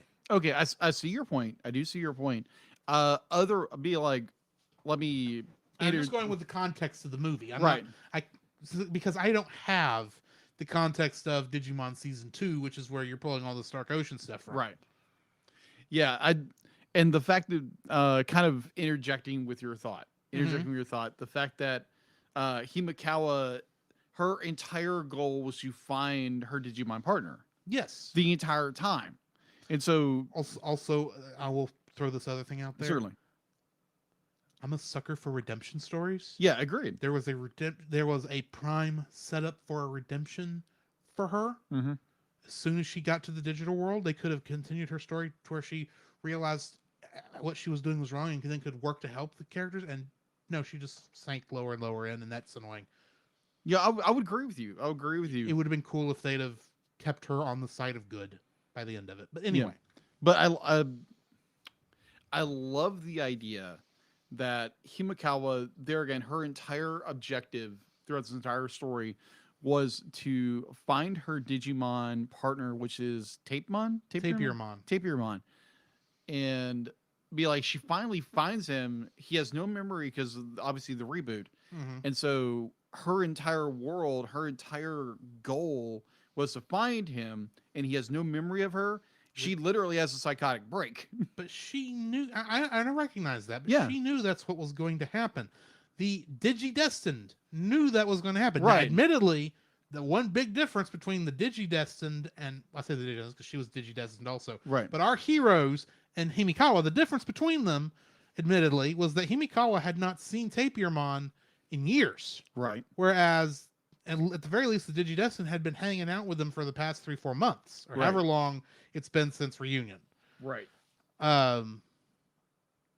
Admittedly, she hadn't seen it, and she had been facing massive amounts of depression and missing Tapirmon all that time because she'd been Yeah. separated from him for so long because he was essentially dead. Yeah. And because of the reboot, he was able to come back, but at no point did it occur to her, it's like, oh yeah, he's not going to remember who I am, just Yeah. like the Digidestined Digimon aren't going to remember who they are. So I've got to step up to protect him, not strangle him to nearly death. Yeah. But she had found all of her hope and everything was built upon be like that reunion with Tapirmon, that she would remember him. And obviously as we know later on, he doesn't. And so her entire life literally imploded on itself. And so now she's literally walking in, I guess what I'm trying to get at Yeah. is her death is unsatisfying. okay, that makes sense. Because there was, and that's a problem I'm going to run into. At I would the agree end with you on of- that, yeah. Of Try with another character. Yeah. Is that if you're going to something like this, I mean, I understand that crap happens. Yeah. Sometimes people die and there's not much you can do about it. And it's not It's a not the way we not want. a satisfying way to Right. handle a character Right. or another person. Yeah. We wish we could get more with them. Wish that things could have happened differently. So I understand that, but the thing is, this is a story. Yeah. If you don't, you could do, you could have, you can literally write the character to their best. Yes. They can actually become, even if when they go as dark as Himikawa goes. Yeah. There's still that turnaround. There's still that possibility of a redemption story. Right. She could pull a Digimon Emperor and turn back into her version of Ken. Yeah. Right down to it. They don't go that way because they wanted to double down, I guess, on the darker story. Yeah. I can see that. And there's a part of me that's like, I get that you're wanting to do a dark story. Don't get me wrong. This is also supposed to be a nostalgia trip for people who are fans of Digimon, and you could still do the darkness where her getting all the way to the dark ocean, and maybe something happens, and she realizes her mistake Mm-hmm. because crazier things have happened, Right. especially in Digimon, Right. and she could recover, go find Tapirmon, and act as Tapirmon again, like the rest of the Digidestined are going with their Digimon. Mm-hmm. She could do that, and that would have been, and then she could have joined in the last battle. That would have been awesome, and show how no matter how bad and dark it gets, Mm. you can find forgiveness and redemption, Agreed. and come back and be the person you're supposed to be. Yeah. It does happen. Agreed. I know it doesn't happen as much as we like, Right. and sometimes it's harder and next to impossible for many people, Right. but it does happen. Agreed. And to some degree, this is Digimon. I recognize this is Digimon for adults, not Mhm. Digimon for the kids, like the original show was. Exactly. But you're still in that group. You could still run it. You could have still had her story be satisfying, or as satisfying as it was, and still have her come good guy. And it may even be more satisfying for us as characters, where she has to get forgiveness not just from Tapirmon, but she has to get the forgiveness from the other kids, from the Digidestined. She could have done that. Teaching even adults to forgive is something every movie should be doing. I Or not agree. every movie should be doing, but I mean, the Yeah. importance of forgiving, and it doesn't have to be hollow. That would have been just as strong a story as her dying alone in the dark ocean. In fact, I think it would be better personally. Yeah. But that's not where they decided to go. And I will run into this issue elsewhere, though. At least that one has a bit of saving grace. We'll come to that right. next on the next episode Yes. of the Subcast. Yes.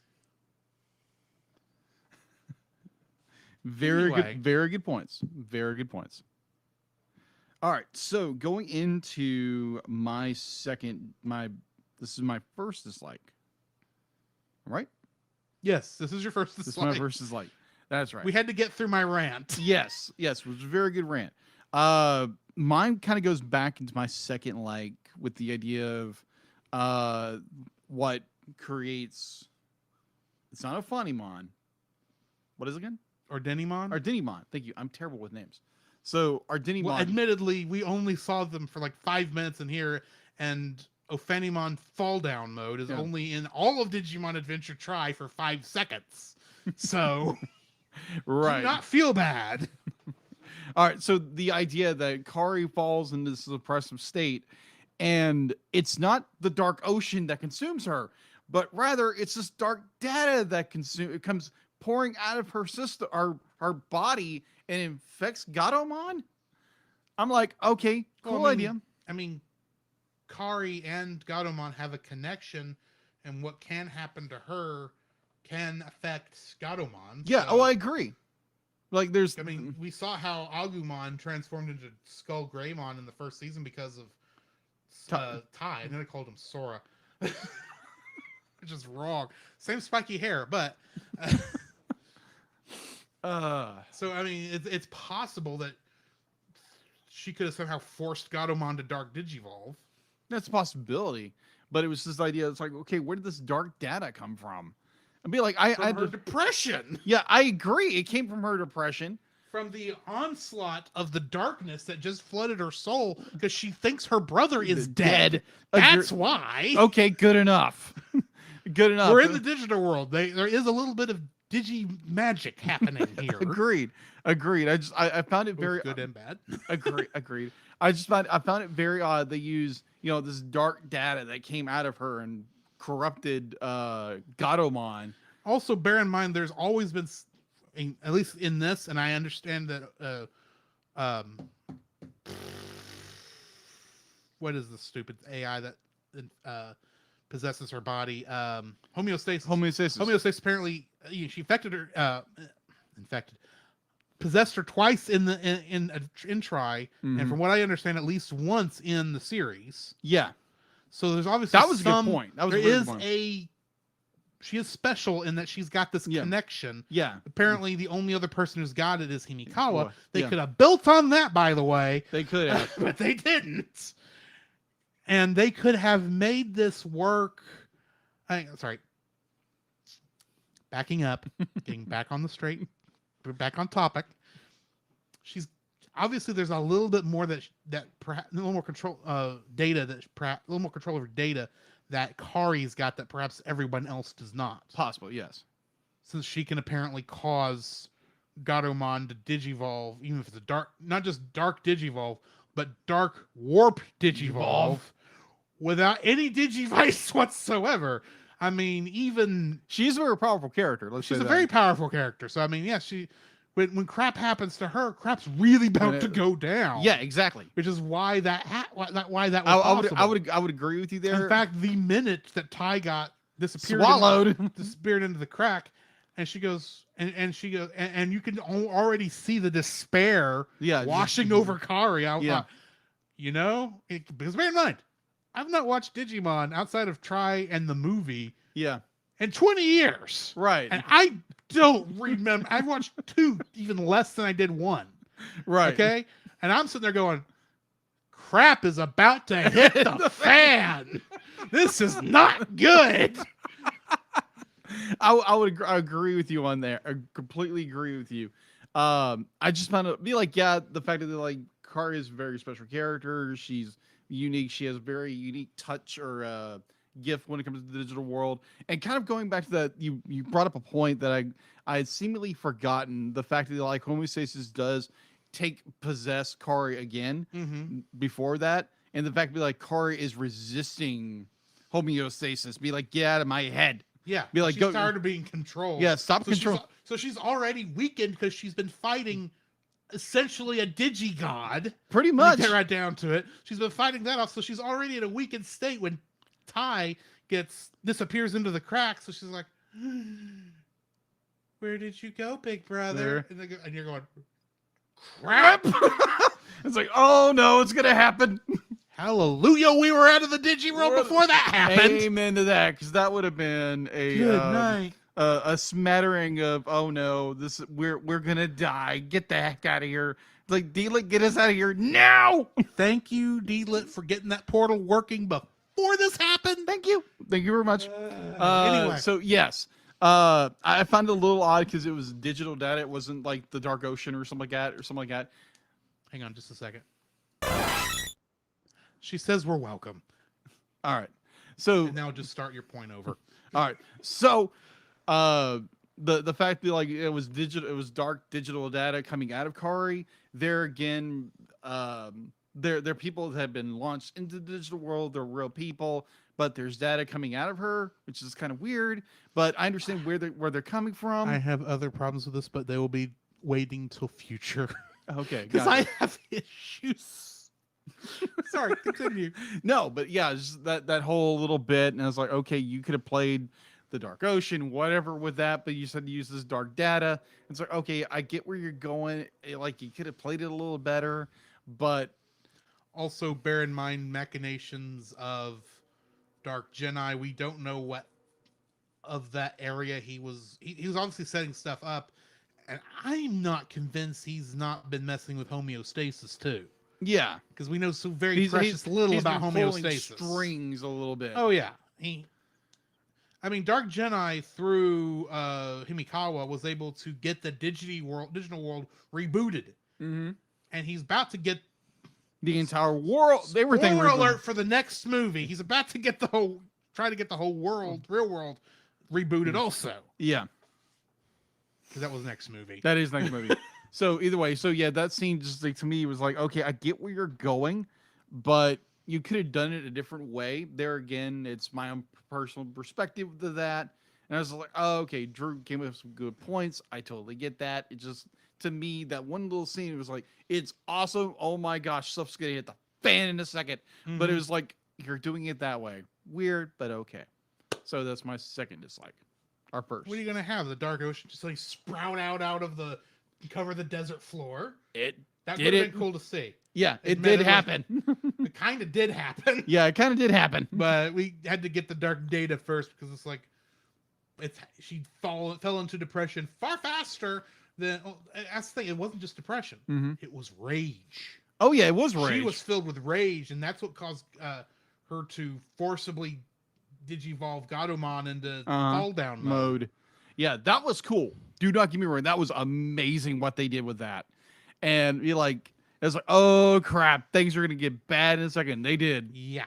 And they only get worse from here. Let's say that. Mm-hmm. So yeah, that was my little. This is my number. Was your rant? This is my What was your rant. what was your first dislike? My We're still first on first dislikes. What's your second My dislike? second dislike. Okay, so first of all, I want to point out that I know that homeostasis's goal is not necessarily that the Digidestined win. I understand that part. Yeah. Her goal or his goal, its goal, whatever it is to bring balance between the digital world and the real world. Mm-hmm. I recognize that that's homeostasis' entire goal. However, homeostasis could have saved a lot of time if it just explained stuff better when it was talking to the Digidestined. Agreed. Because all it did was it says, if you don't stop everything right now, we're gonna reboot the digital world. How do we stop it now? I'm not going to tell you. if you go into the digital world now, crap is going to happen. What's going to happen? I can't tell you. You can't tell us that Ty's gonna is gonna be thought killed, and it's gonna cause Kari to go cuckoo for Cocoa Puffs. Mm-hmm.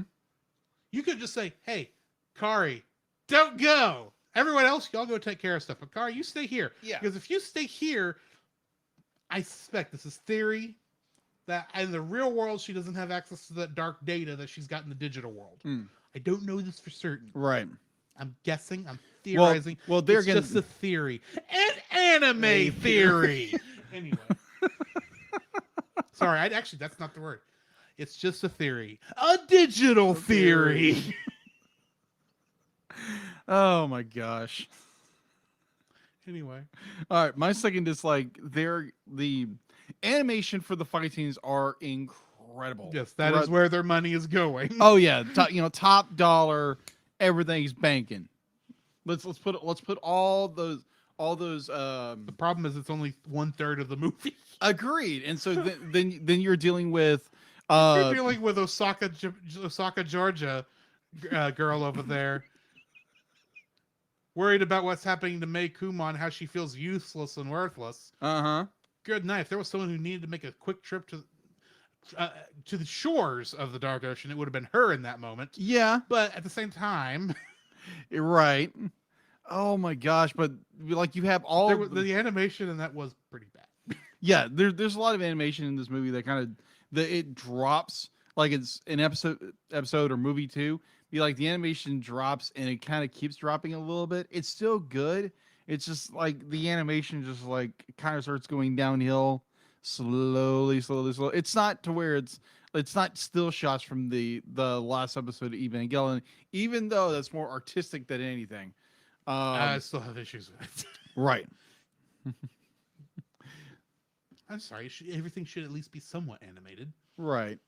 But that's been my biggest problem with Evangelion the whole time. Is there's so many shots where it's just like, here's a long shot of people riding down an escalator Yeah. and lots of talking. Okay. Okay. But yeah, just the animation drops throughout the entire movie series when it's granted all your action scenes are incredible.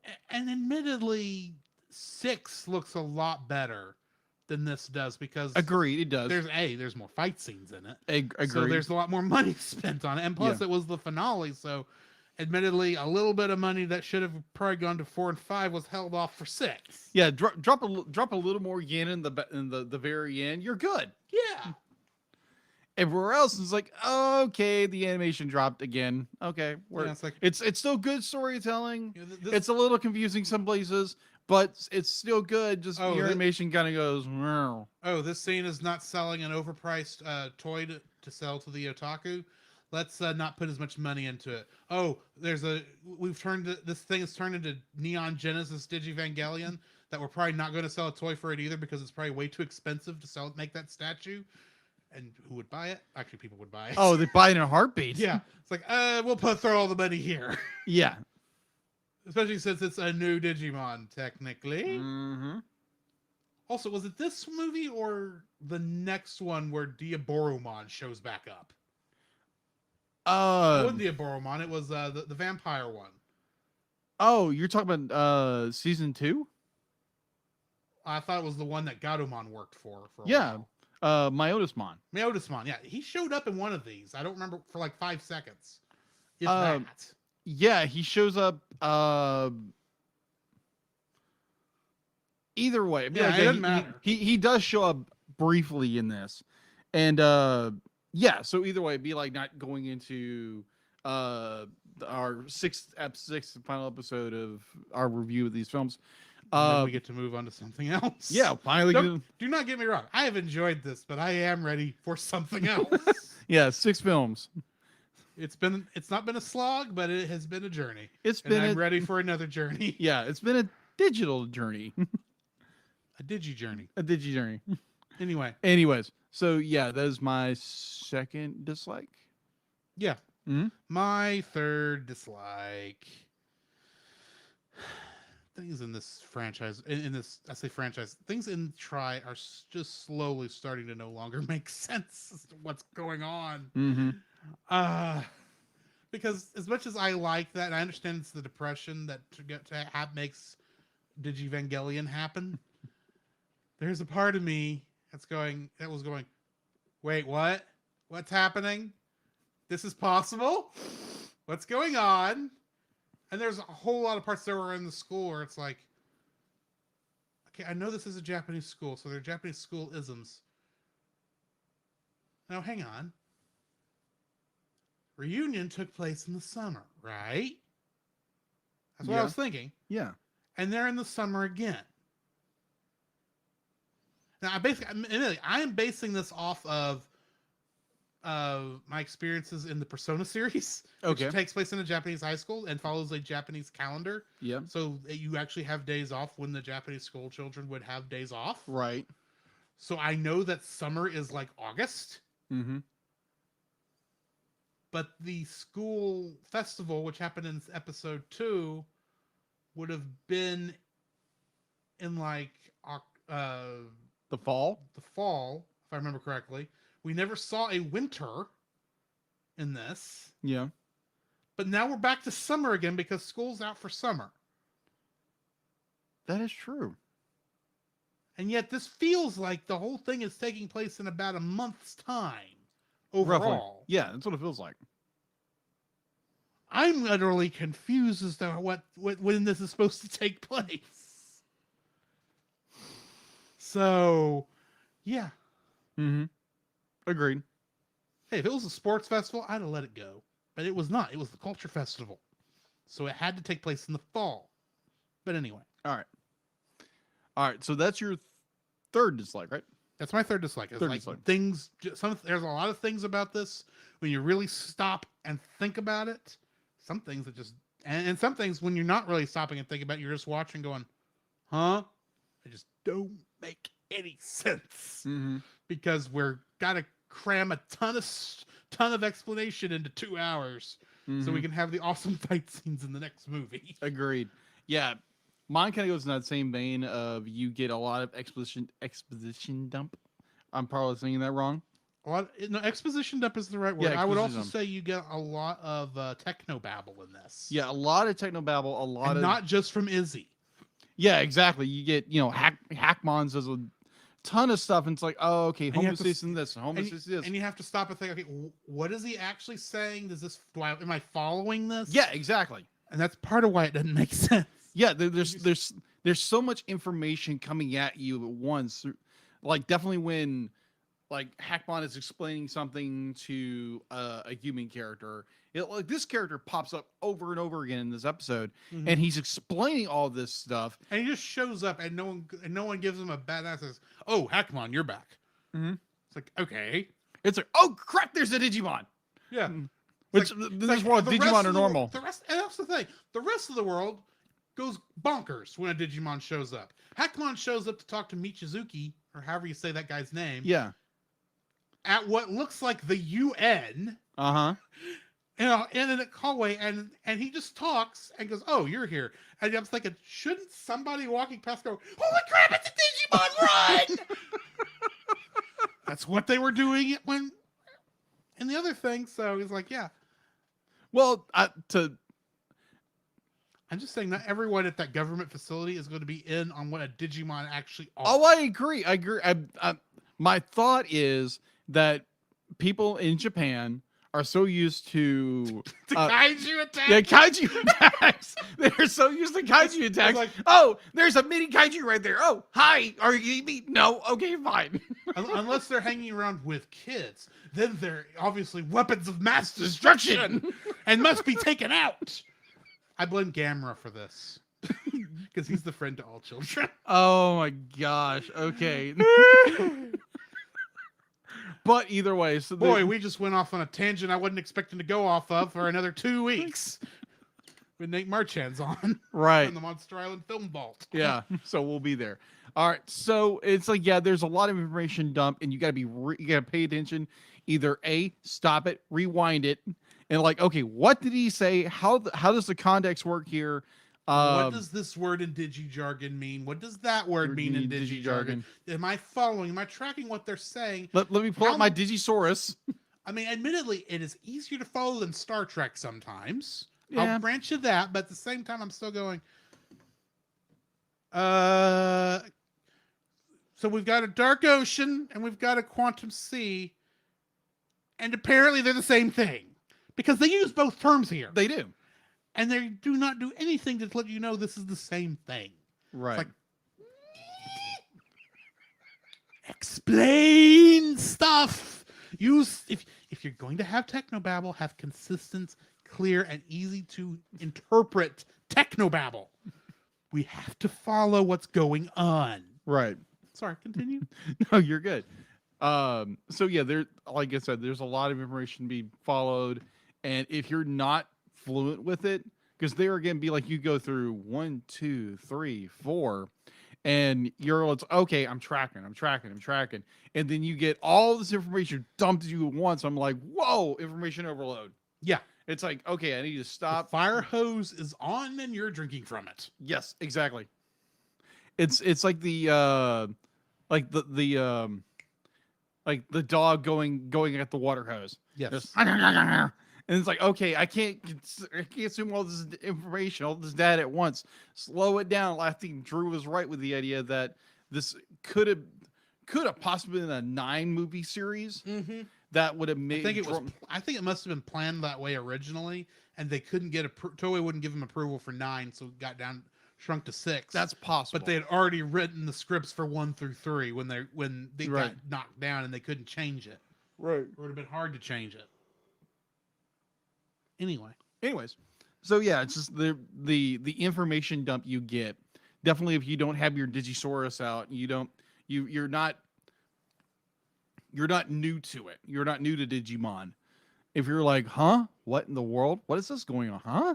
Wait a minute. Pause. Let me think about that. Let me pull up my Digisaurus. Okay, that's what that means. Okay, gotcha. I mean, the thing is, if you're not tracking with the movie up to this point, yeah, there's when you get to Digivangelion, your mind's just going to go, I have no idea why this is happening exactly. because it doesn't make any sense. And yeah, I kind of vaguely understand why Digivangelion is happening. It's because the Digiworld and the real world are starting to merge. And Kari went cuckoo for Cocoa Puffs because she thinks her brother is dead. Uh-huh. And because she was in the digital world when that happened, when the depression hit her, it caused this black code to come out and force Gatomon to digivolve into a Fanimon fall down mode, and then somehow merge. That's the thing. I still don't understand how the merge happened, because Mako did not command in any way, shape, or form. Yeah. Ragumon, sorry. Yeah. To Rakuma. merge with a Fanimon fall down mode. And she just does it. It's like, is there dark digital magnetism going on? What's going on? It doesn't really matter because it just happens. It does. It's cool. It's cool to watch. And at some point, you just gotta go pick up another piece of popcorn and throw it in the mouth and not think about it. At some point, good night. This thing all of Digimon Adventure Try, in my opinion, needs a novelization to explain some of this stuff. Okay. So yeah, my third. At least it's not a somehow Palpatine returned situation. Because there is at least some logic to this. Right. Yeah, that movie, there is no lot. It's like, oh, okay. But this is not the Star Wars show. No, it's not. Did you actually say your third dislike? Yes, I did. There's. I couldn't remember if you actually. I did. If you were coming off of my points, or if you had actually stated yours. I did state mine. Oh my gosh. I think that brings us to the end of the episode. I think we did. Okay, so what's your score? Giving this a 7. All right. It's got enough epicness to the jargonness.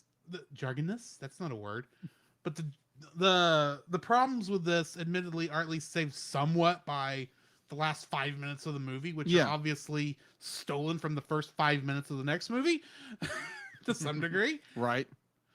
But I mean, there's all the problems I have with this, is like, it just goes away in that last 5 minutes, and I go, "Oh crap!" Also, I'm going to laugh at, "Oh honey, you're such a peach, hun." It's like, I don't think Japan talks that way, and I don't think it translates that way either. That's not a transliteration. That is word replacements. Yes. That is okay. This is what they're going for. We're going this way because it's still gonna be. It's gonna sound really. That was the thing in that scene. I didn't say this before, but you can start to hear a southern accent start to come through as she's getting sad. Mhm. I'm thinking, did the actress break her voice accidentally and went back to her native tongue, her native accent? And then she says that line. I go, no, they're doing this on purpose. Mm-hmm. Japan is not Georgia. But apparently there's no Osaka, Georgia. Anyway, Apparently. I'm giving it a 7 just because All right. it's got some issues. I do feel it's the weakest so far of the 6, simply because it's a utility movie for the most part. It's getting you from 4 to 6, Mhm.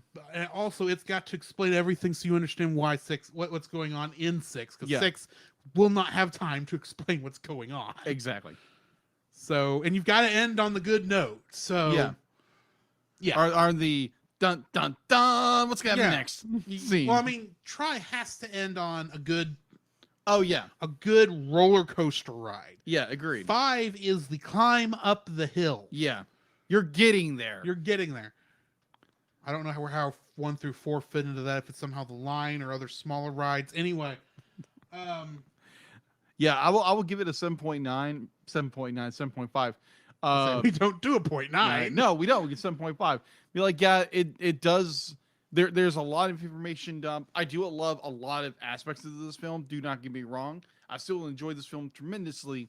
Like Drew said, it dumps a lot of information on you, and you have to understand this in order to go forward with the 6th and final film. And there again, if they would have maybe stretched this out to another film, made it I don't maybe even 7 think you- films, maybe 8 films. Yes, I don't think you need 9 per se to get Yeah. to fix some of this. You But could you can do literally need at fix least- it in one film. You could probably fix most of the pacing issues in this in one film. I'm thinking you might need 2 to get to smooth out both 4 and 5 Yeah. to get it to where it's paced a little bit better. Plus, I kind of still wanted more in the regular digital world before we have to do where they go back. Yeah. But anyway, Yeah. And also there's I would like to see them fighting the digital world at the beginning of this film a little bit more as it's trying to expel them, yeah. which I still think is a stupid explanation as to why crap keeps happening to them. Yeah. And plus in the original show be like it seemed like the digital world was fighting them as well. So But anyway, anyways, so yeah, the hopping between the real world and digital world, and like yeah, there's some great moments in here that makes it a really good film.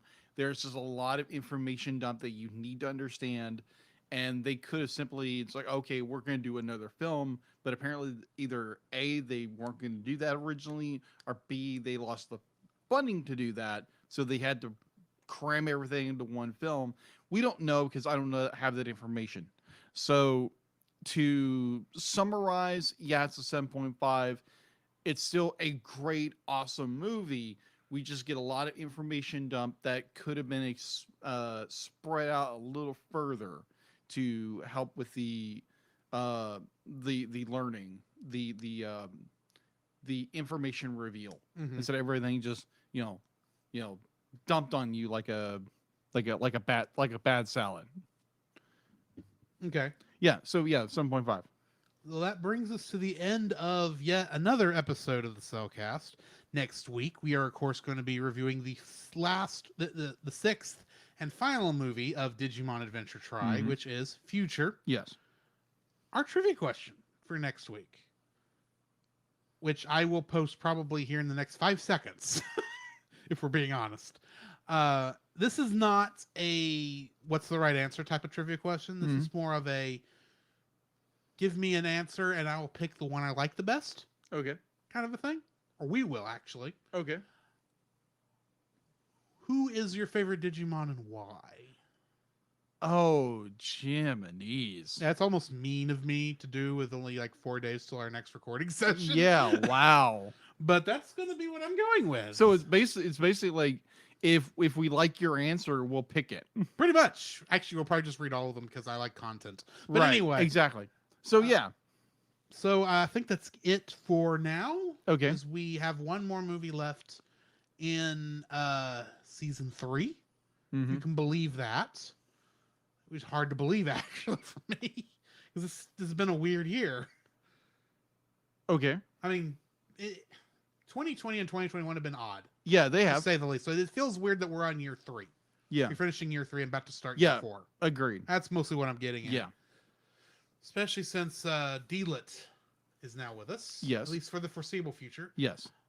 Well, we'll discuss that next episode. Okay. Because we'll need to make a decision whether we're going to keep her around or not. Exactly. Did it play? Is it froze? A sound. Why is it not going? I don't know.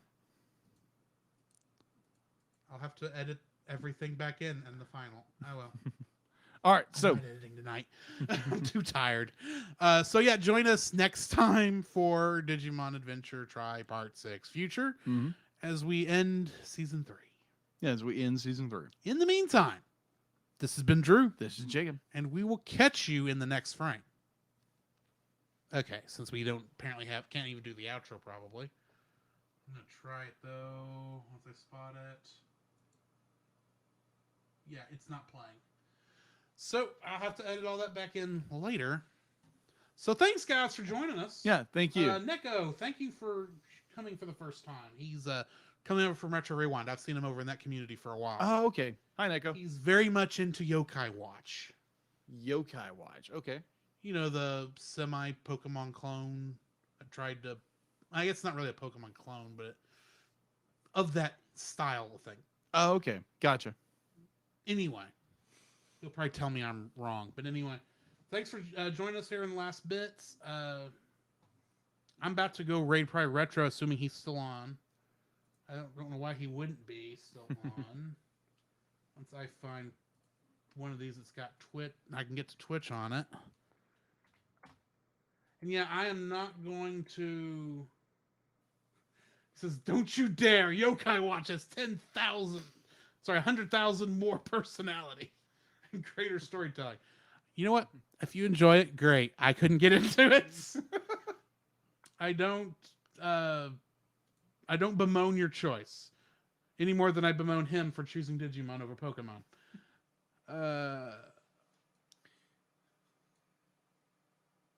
Do I have it muted? I have no idea. Do you? Oh, hang on.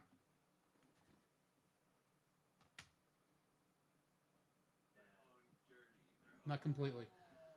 So, open